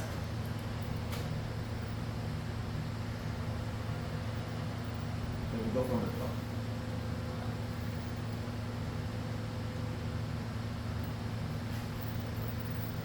I'm still going to have Yeah. whatever, quite a big space in here. So now we talk about a seriously short bed. Right? And again, because here's the way of least resistance, the majority of the gas is going to choose this place. Which brings us to the next really nice thing. Why did nobody create a 5 kilo radial? Why do we limit radials to 3.5 kilos? Right? Because theoretically, I could make the radial Longer. much longer, and the work of breathing would stay the same, because even down here, the bed length is the same. But the question, how are you going to force the gas to go all the way down there before it comes back up? Will be difficult, right? We call this bulk loading. Right? In the upper part of the radial, there will be much more bulk loading than you're going to have at the bottom. So at some point, yes, you can bring another kilo of sorb, but it will never be used. So theoretically, channeling is a higher risk at a shorter bed length. Practically, I had Megalod on both. I had an acrylic axial and a metal radial. I swapped between the two quite often. Usually for work, I would use the acrylic, and for fun diving, I would use my radial. Did it take me more time to fix back my radial than my acrylic? Yeah, maybe by 1 minute 30 seconds. Like it's not this like really big, oh, now I need to use a hammer, and now my Sidewinder 2 is axial because the attributes of a radial, short bed. Do I take more time to put my Sidewinder 2 together than my Sidewinder 1? No. Do you pack it differently? No. Maybe I mean I'm lying if I tell you I'm tapping in more, I do the exact same. Specifically on Sidewinder 2, because the upper 5 centimeters, they are sort of like out of the way of the gas flow. So you don't even need that part that much. Having said that, we thought it was literally not used at all, but on the infrared camera, we could actually see that as the gas flows, it doesn't, axial isn't really quite that axial. Right? When it hits the absorbent, it actually does, it does actually cone out a little bit. So you are not looking to extend the length of the canister in the Sidewinder 2 because of the. Bro, we have Well, we could make it longer because it's still quite short. But 3.5 kilos, man. When I was in Korea, I taught 2 more tools back to back. I did a lot of diving with 3.5 kilos. Specifically because, of course, deep diving, you put a lot of CO2 in the water, right? Because you do go up, and when I go up, my lungs expand. The gas has to go, Yeah. right? So it's way less wear and tear on my absorbent canister in deep diving than on cave diving. Also, when you come up, what happens with the nitrogen that comes out of your solution? Where does it go? So I go up. The nitrogen comes out of my fat tissues, my skin tissue, my muscle, my bone. Where does it go? It goes in my blood. And then it goes back to my lung. And then I exhale it. An open circuit diver, where does he exhale it to? The water. A rebreather diver? Into the loop. How do I off gas? If I put it in the loop and I inhale it again. Well, what you will see on your PO2 is your PO2 is going to go down because now your body becomes the diluent. Yes. So what do you do if your PO2 goes down?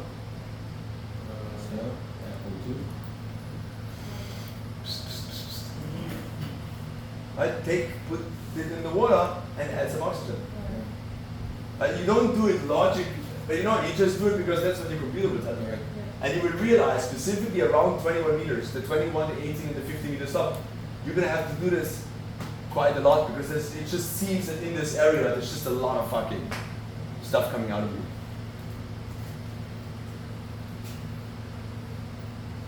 Okay? So this was one of the reasons for the radial canister, right? When people wanted to put more soil. However, how big is the radial of the Liberty? Standard, what, 2.6? So, you see there are some radials that use the same amount of soap, then you could have an axial also. Why? Because there's an additional advantage.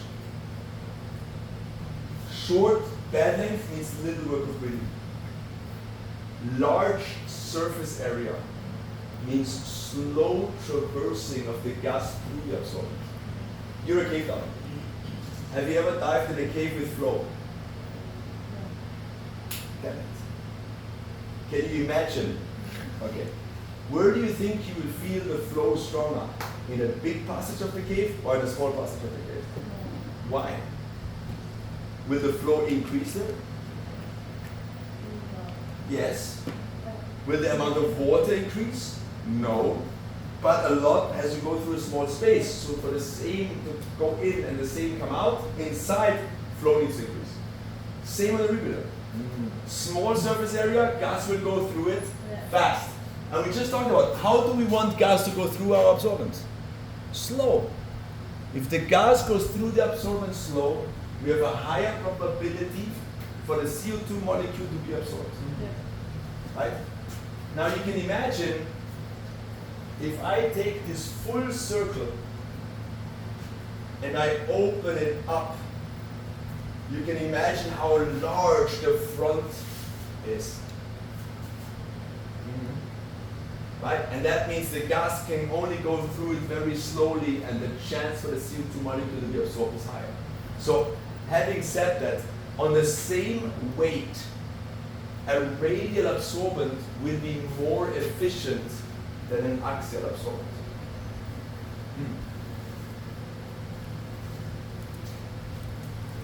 And it just so happens that Sidewinder 2 seems to have the most efficient 74 minutes per kilo. The next in line was actually XCCR with 70 minutes per kilo.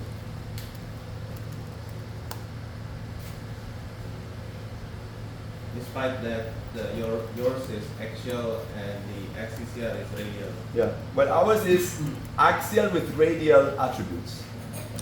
I would Meaning say we that- also have a short bed and we also have a large surface area. It's a new design. Lateral axial. It's a cross flow. Cross flow, apparently. We're going to call it cross flow. Cross flow. Alright. Crossbow more. Good. Now we talked about the duration, and I said there's so many variables. I'm so sorry. I'm really killing you here. After this, we're gonna do a proper long break. I promise you. the scrubber part is the hardest one. Yeah, we should have done a break before it, I know. But bear with me. Alright. And remember, over the next days, there's going to be a lot of, hey, remember that radial absorbent bed length. So the heat is created by the reaction, but also increase the efficiency of the absorbent. Right? We understand in chemistry, if something is cold, the chemistry is slow. If something is warm, the chemistry is fast. Right? So the warmer the absorbent, the better it will work. What works against the heat of the absorbent? The surrounding water. So the colder the water, the more terrible is the performance of the scrubber. This is why in CE certification, it gets tested in worst case scenario, which is 4 degrees centigrade. You can even see here the infrared image. At the very beginning, you can see that the chemical reaction or the heat reaches the borders of the absorbent. Right? So I exhale, the gas is warm, and then it comes on top of the canister and it's going to go through like this. And it stays warm all the way until the edge of the canister. The further it goes away from me, the more you see that the reaction front goes towards the center. Why? Because the cold of the water goes in this direction. So the further the gas goes away from my mouth, the more the heat only comes from the chemical reaction. So the more it loses against the cold, right? And obviously, the more it has to go through a cold body, the more it loses the heat, right? Because here the cold takes a little bit away and more and more and more and more and more. So basically, it always creates a funnel through the middle. And this is a problem of the axial design. The direction of temperature is perpendicular to the direction of gas flow. So that means on the reaction, because the reaction front is like this, right? It's parallel. But that means on the entire surface of the reaction front, I don't have the same efficiency. And this is problematic, right? Because it's way more efficient in the center than it is on the edges. On the radial, the gas goes from out to in, and the temperature goes from out to in. Which means on the entire surface area, It's insulated. it's either as good or as bad, but there's not like on the reaction front, in some part of the reaction front it's really good, and some part of the reaction front is not. It's either good or bad, the same on the entire reaction front. Because the reaction front's distance to the water is everywhere the same. Right? And here the reaction front is, here it's further away from the water, and here it's closer to the water. Right? But in the moment the reaction front goes from out to in, it will move together with the temperature. I still haven't found the best way of explaining this. It's what about, I'm going to try different ways. Well, it helps when you explain the difference between out to in and in to out as well. I feel that right now I did it a tiny little bit better than in Cebu. Well, I don't think you finished yet. Like you have to do the out to in. Maybe I'm gonna keep this because I don't want to overload her completely today. That's like the master class of the flow direction of a radio. Yeah. But it makes sense, right? Because the temperature, the reaction front moves in the same direction of the temperature rather than perpendicular to it. You guys get that? Yeah? And I mean, dude, this really helps. This is from the Navy. Right? And this really helps because you can actually see how it gets smaller and smaller and smaller towards the end. This almost killed me in a very, very cold water lab. Yeah. This phenomenon. And what I mean almost killed me means I had to swap to a regulator, and then I couldn't put the mouthpiece in, and I had to inhale, so I thought it's going to be water, and I pressed the purge button, and I barely survived. It was really very, very intense. And this, guys, in fact, is the only reason why I believe there's actually some purpose to CE. Because the CE certification is the only thing that really tests the insulation capabilities of redoers. So if anybody asks me, is CE worth it? I would always say like, what a fucking, but honestly, CE is the only thing that's going to tell you if you can use your rebreather really in cold water or not. So, let's say if you add more insulation, would it be longer? Yes. Absolutely. It's not you cheated. It's not you do the CE. How we reached 4 hours 20 minutes? Because we did more work on insulation. 100%.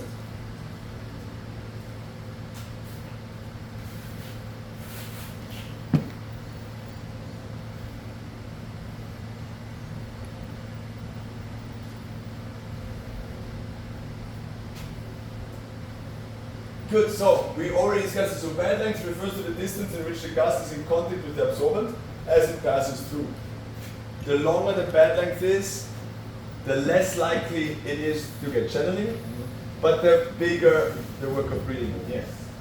The longer the bed, the more absorbent divers must put the gas through, which increases work of breathing. Axials have a longer bed length than radials. Biaxials even more, because we have 2 of them.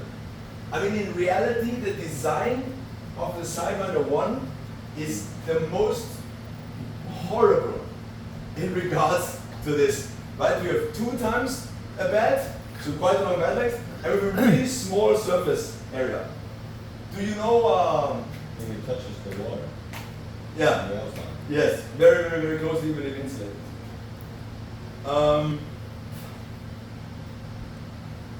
British guy saved the kids in Thailand. Yeah. Yeah, the That gay guy. diving group. Yes, yeah. Rick Stanton. Next time. So I have Rick and I, we go way back, we're really mates. Honestly, one of the highlights of my life is when I was in the UK dive show and somebody tapped me and did like the tap on the shoulder thing where you, and you turn and he's on the other side, and it was Rick Stanton. You know what I mean? It's just like Rick Stanton actually goes through the trouble to prank me. Rick is a super awesome guy, and I have literally a message for him. And he's like, hey Patrick, I saw that you're really heavily into Sidewinder. Just whatever you do, don't ever use it for deep diving because it's like you will die for sure. So the first time I do the Blue Abyss, first time I ever use a needle valve, right? And Mike says, you have to put 1 click every 20 feet. So I'm like, holy shit, holy shit. Rick Stanton says, you will get hypercapnia for sure. And it's the first time that I passed the no one restriction 6 meter depth and close to the river. But why did Rick Stanton say don't use it for deep diving? It's because he's theoretically 100% right. Sidewinder 1 has slow, really small surface area, but it's thin and it's rather long times 2. So from that point of view, it's really the worst possible case. Right? But Sidewinder 2 on the other hand, the best possible case. So we fixed that. What you said is cross Crossflow. cross flow. Leaving that word axial out and just crossflow. I mean, dude, if you want to be cool, oh, you're still into this old school radial thing, huh? Yeah, I remember back in the 80s when I used the radial. Now I moved to crossflow in like No, it's 2000. like a radio, and you open it up, now you're flat. It's like an air filter in your car, airbox. Crossflow. The filter is square. Yes, yes. It's like in my air purifier. Yeah, it's like this doing way it. it goes through and it comes around. Yeah. But from all the cars. Not a part of it. Good, so channeling occurs within the path of least resistance. I explained you that one here. Throughout the soap allowing CO2 to bypass some or all of the absorbent. This can be caused by poorly settled absorbent, right? Like when I really massively underfill my absorbent canister, or if I just partially fill it. Poorly settled. Let's say you already sort of like underfilling it, and then you go in Indonesia on a really bumpy road, right? And it throws your absorbent canister like this, and then it makes the absorbent settle even more, and then you get even a bigger space. There is also a different way of channeling. We're back at temperature. when gas becomes really cold, what happens to its density? It's gonna be more Why? because the molecules are more Moving together, yes, Yeah. just as humans. Like when we get cold, what we do? We move closer to each other to keep each other warm. The molecules do the same. So, but now we don't have a consistent temperature throughout the reaction zone. Right? We know that in the center, super good. On the edge, the closer it comes to cold, the less good. So now imagine I inhale, the gas is in my lung. And there's gas still parked inside my canister. There's no chemical reaction happening really right now, and there's not a warm breathing gas. So the gas will happen to cool out. The longer I leave it inside, the colder it gets. And the cold starts from out to in. So closer to the outside, the gas becomes really dense. Closer to the middle, the gas is more fluid. Now I put new gas on top of it. I'm exhaling. What happens to the gas that comes close to the edge? It's going to encounter much more resistance because it meets a bunch of molecules that are really tightly packed, like a traffic jam. Alright. And because gas goes the way of least resistance, what's going to happen to the gas? It's going to start to go towards the center, like it's getting funneled. Okay. And this is what almost killed me. Because I did a lot of testing in colder water, like 8 degrees, 10 degrees, and I drove the Sidewinder 1 run along in controlled conditions. I was training with instructor trainers in open water. And then I came to Montala mine in Finland, which is 4 degrees. And I thought, well, you know, in Belgium I did 8 hours in 8 degrees, so doing 3 hours in 4 degrees shouldn't be a problem. It was a big problem. Yeah. So in Montala was a couple of conditions. I drove a warm water Sidewinder, not insulated. Okay. Not because I'm stupid, it's the only thing I had. And also I did testing with it in 8 degrees, so I didn't think it was such a big problem. Number 2, we had 60 meter depth average. Pretty deep. Third, 2 people are on scooters and 3 people are swimming. The reason for that is the 2 guys on scooters have camera and lights. So they're supposed to set up the shot and we're supposed to swim with it. But you know how it is when you run. If you have somebody in front of you that runs fast, you tend to run fast also because you sort of use them as a reference. So the people at scooter, I sort of tried to, I might have made fun of Zurich scooters and how I can swim faster than a Zurich scooter. Maybe there was some ego involved. We will never know. Maybe I said that Seacraft is much better and I'm going to show them how shitty Zurich is. I don't know. There was not really any witnesses who heard that conversation, so we're not really sure. We're not really sure if it ever happened. May or may not happen, yes. And then I had a really massive CO2 hit. Right? And it was very fast. Usually, as the CO2 increases slowly, the symptoms become stronger and stronger. From, don't really want to be here. I breathe, but I don't get the feeling of satisfaction. I was like, I need more. Then I'm changing my trim, I want like more gas. And it goes like, and there it was like, I'm totally fine, and I'm totally fucked 2 seconds later. Right? It went from, I have a heat rush. I'm so hot, I feel like I want to remove my hood. CO2, vasodilator. Why am I hot? Maybe I have a panic attack. Maybe this is adrenaline. I think I should bail out. If I don't bail out right now, I will lose consciousness. I told you I lost consciousness a lot in my life. First of all, from being stupid to do the coma diving in school, but also I did a lot of judo and I just got choked out. So I really know how it feels the moment before my lights go off. And it was like, if I don't, I'm gonna pass out. And then of course I'm terrified. Also, I'm embarrassed. I'm gonna be really honest with you. One of the emotions I had was embarrassment. Because I thought, I'm going to die in front of Mikko Pasi and Ben Remanence and Patrick on a fucking tourist fucking dive in like literally. Like, you know, my mom could do this dive and I'm gonna die doing this. Like, this is the most embarrassing. Your ego talking. Of course. So, world-renowned cave explorer dies on a tourist fucking dive. It's like, imagine you would die in a swimming pool. Yeah. It would be fucking, like I would, basically the lights go out and I would wake up to laughter. Right? Because there would be like Peter or Buddha or whoever you pray to. You die, where is that mandala? It would be like this. So, this is literally what I thought of it. Like I can't die now, not like this. If I die on a dive, please let it be some collapse, some cool story. Like maybe the cave collapses, but I hold the ceiling and Philip manages to escape and I get smashed. That's the story we're going with. And then I'm gonna wake up to all the angels and Peter and everyone like, Peter put down the book just to give me standing ovation and I'm like, yes! Peace out. Yes. Best way to die. I did that. I saved people's lives and sacrificed my own. Which I would most likely never do. So are you saying the rebreather works better in warm water than Yes. cold water? Yes. Unless you have the Sidewinder 2 that works fucking amazing in any water temperature. No, but even Sidewinder 2 for sure, in warmer water can do So more on time. ice diving, they usually use rebreather as well, right? Usually not No. at all. They use mostly open circuit, but you can use rebreathers in ice diving, yes. Because again, it's not that much difference to 4 degrees. And at 4 degrees, we can do 4 hours, 20 minutes, going 40 liters a minute breathing at 1.6 liters CO2. So most normal people could most likely do 5.5 hours in ice diving. I think the problem. Most people want to get out after 30 minutes.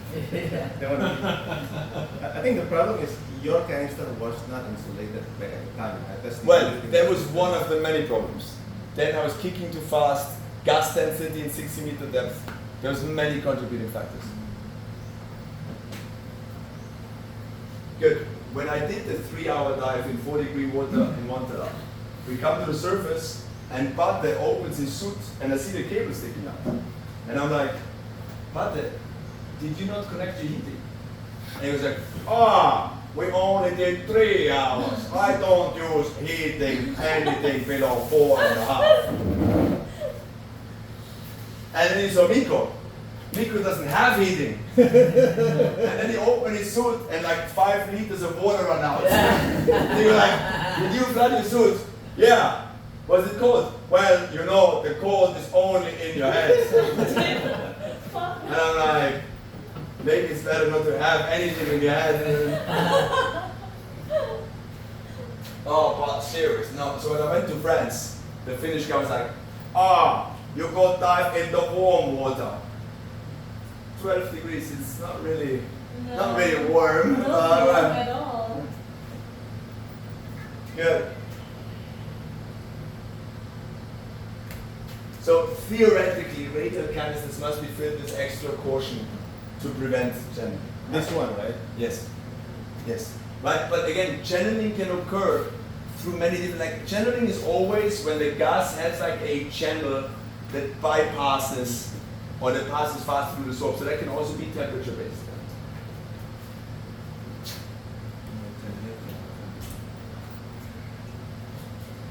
Overbreathing also causes a breakthrough and it causes by too little dwell time. And I would personally think that overbreathing is the #1 reason why people have CO2 hits on regular dives.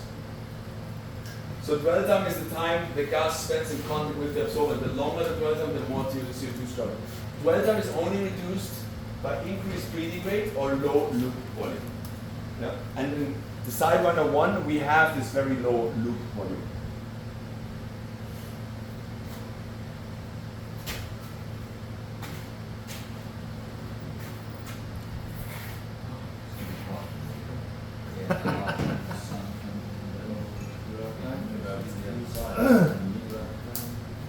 Dude, it's a free of charge sauna. And it's a British sauna. You know, there's Finnish and Swedish, and then there's British. It's a sweat sauna. I'm adding to the heat though here. So, this is the last thing that I'm going to punish you with. Low loop volume. So, we said the Sidewinder only has the 4 liters, right? And we said this is why when my breathing goes from half liter to 2 liters, the dwell time is very short, right? Because in a half liter, I have 8 breaths, and in 2 liter, only 2 breaths, right? So that's a huge disadvantage. It's much easier to overbreathe a rebreather that has a low volume. Yes? Yes? Because if it was 10 liters, right, then the half liter would be fucking 20 breaths, and even a 2 liter would be still 5 breaths, right? Good. But it makes it much more fun to dive. Why? Imagine when I'm in shallow water, and I inhale, the gas is inside of me, but there's 10 liters of gas left in the canister. What happens if I go from 5 meter to 4 meter? It will expand, right? It was that much, and it will be that much. Now ours only has 4 liters, so it's that much. And if I go up from 5 to 4 meters, it will be that much. Right? Because Boyle's law is linear.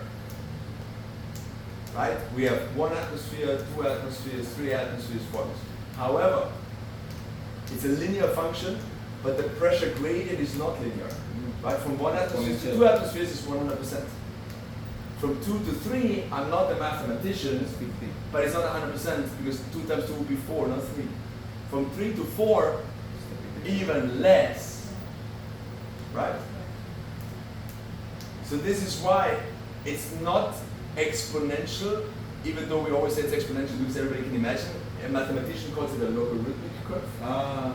But exponential sounds logic to us, right? Yeah, easier. And this is why it's understandable. If it was this much gas, it would go to here. But if it was this much gas, it wouldn't go until here. It would go until here. Right? So the changes in buoyancy are much more drastic. And I think this was something so cool to see with McGill.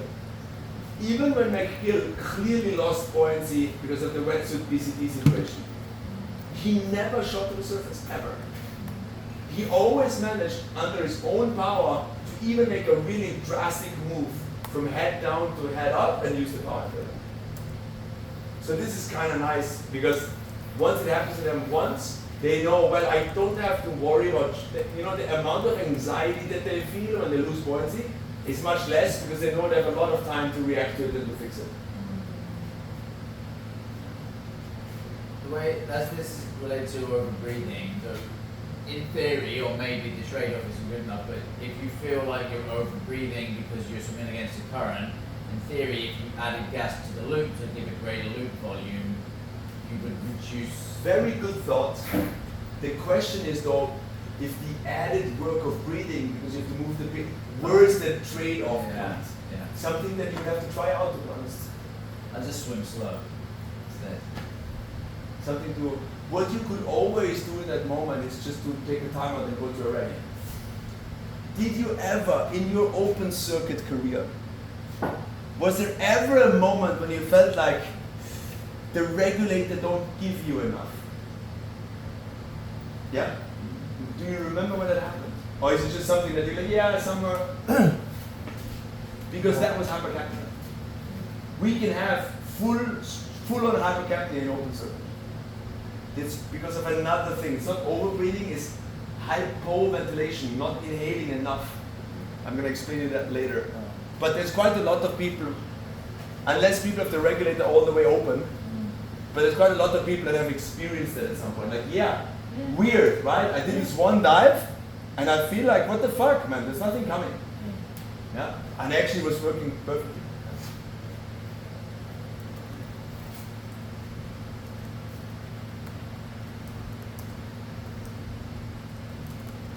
Good.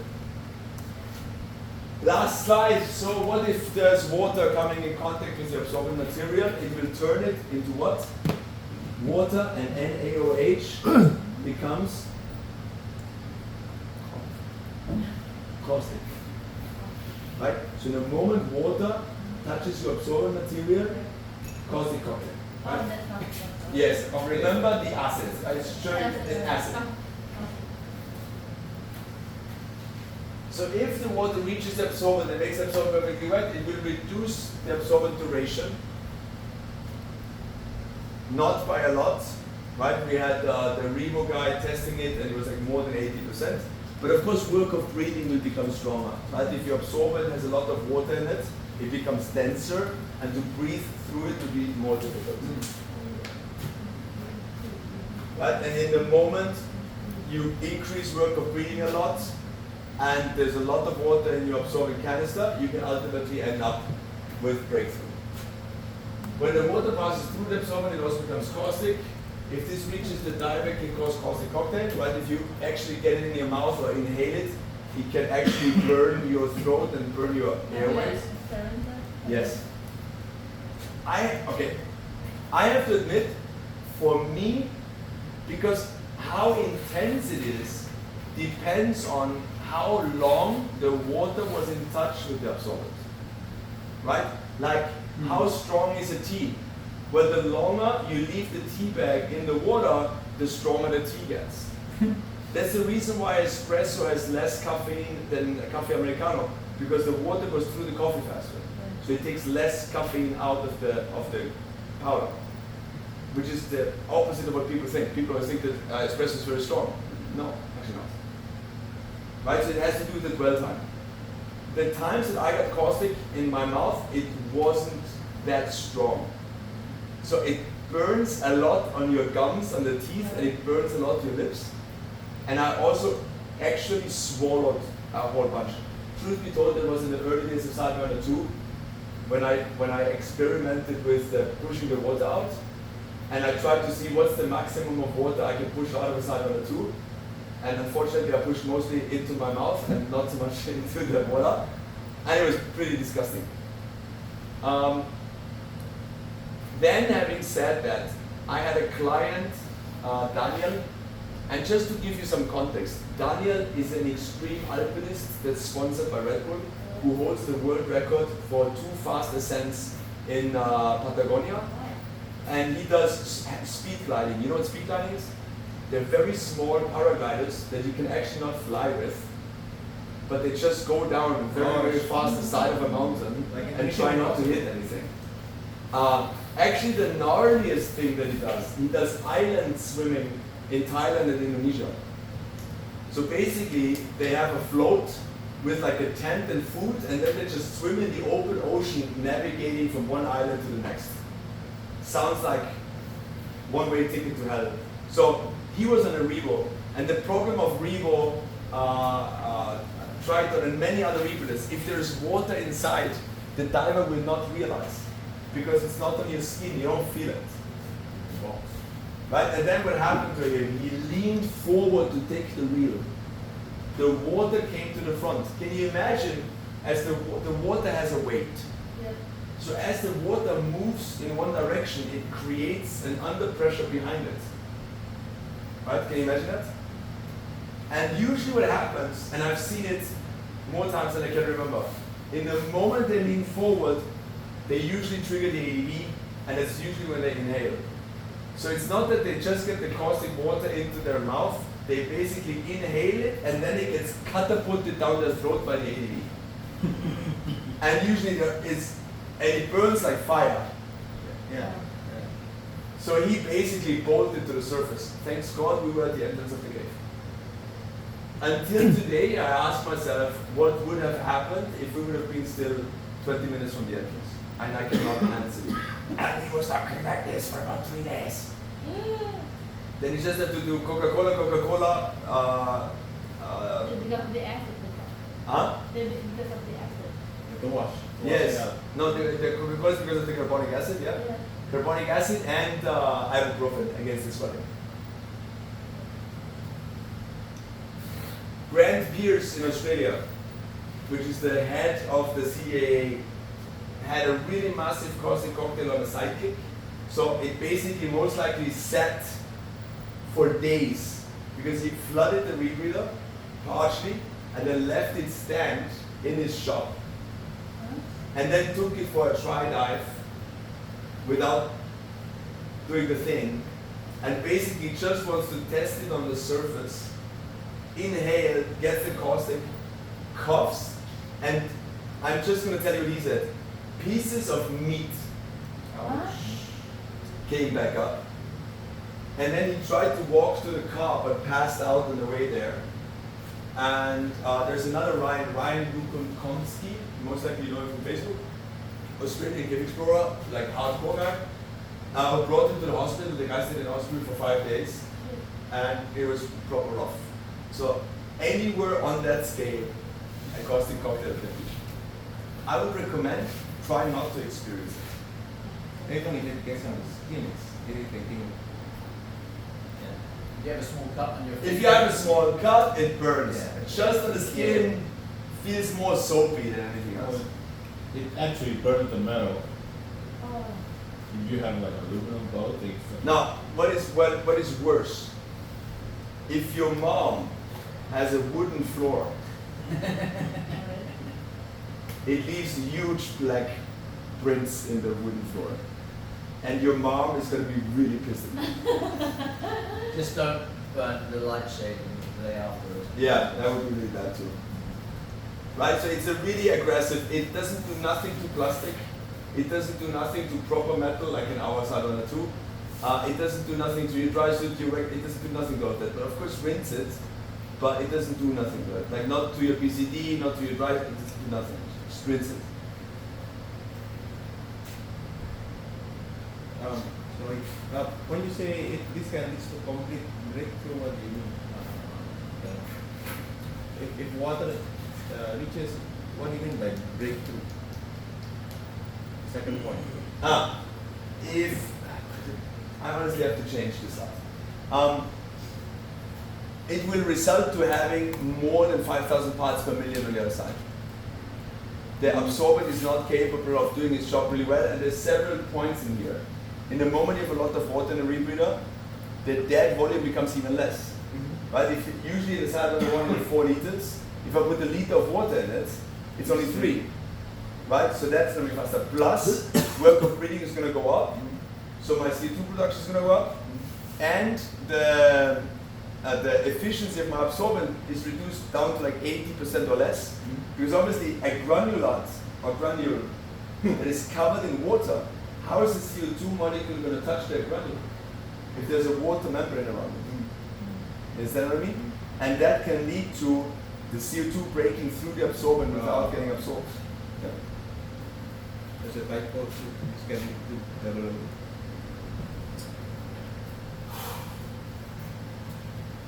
We managed. So we already did the objective of the counterlung. I just want to check with you the objective of the work of breathing. Do you remember what were the 3 main things? Let me check in the notes. What were the 3 main things that influence work of breathing? The hydrostatic pressure difference, elastance, persistent effort. No, I take the credit because I clearly did an amazing job as an instructor. Very good. You did. what she was looking at. That's totally fine. I mean, that's why I want them to take notes. Yeah. Good. What about the scrubber? Tell me 3 things that will influence the performance of a scrubber.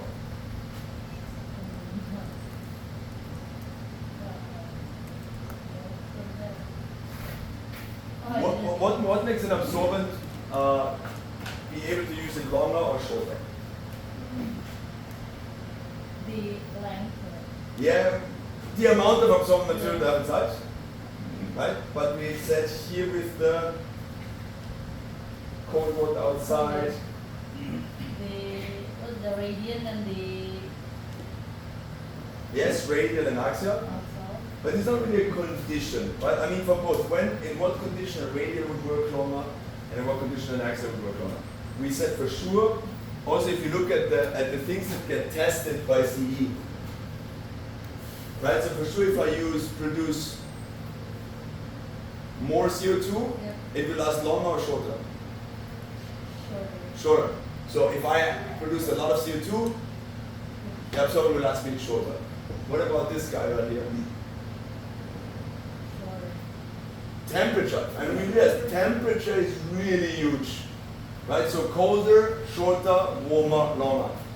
Then we made a display difference between vertical diving and horizontal diving. Do you remember why? On vertical diving, my absorbent is going to last me longer or shorter? Shorter. Longer. Why? Shorter. Because it doesn't the air doesn't go to the scrubber again. Oh, right. Right? Because on vertical diving, I will have to vent a lot of the gas into the water.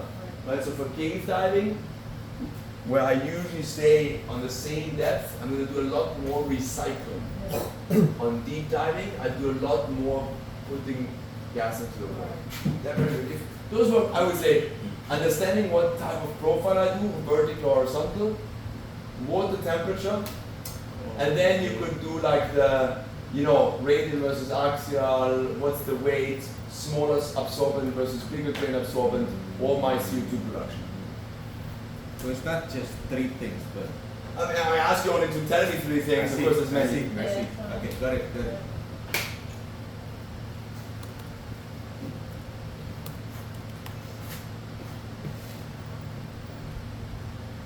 Okay, that was really intense. So let's do a proper, everybody get out of here.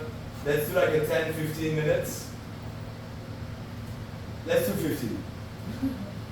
And then Matt will give us the chapter 2, DSV versus POV, OPV, ADV, and AV. In those 15 minutes, I send you right now something to review, which is basically the evaluation form. I have, just to keep you up. 45 minutes? Yeah.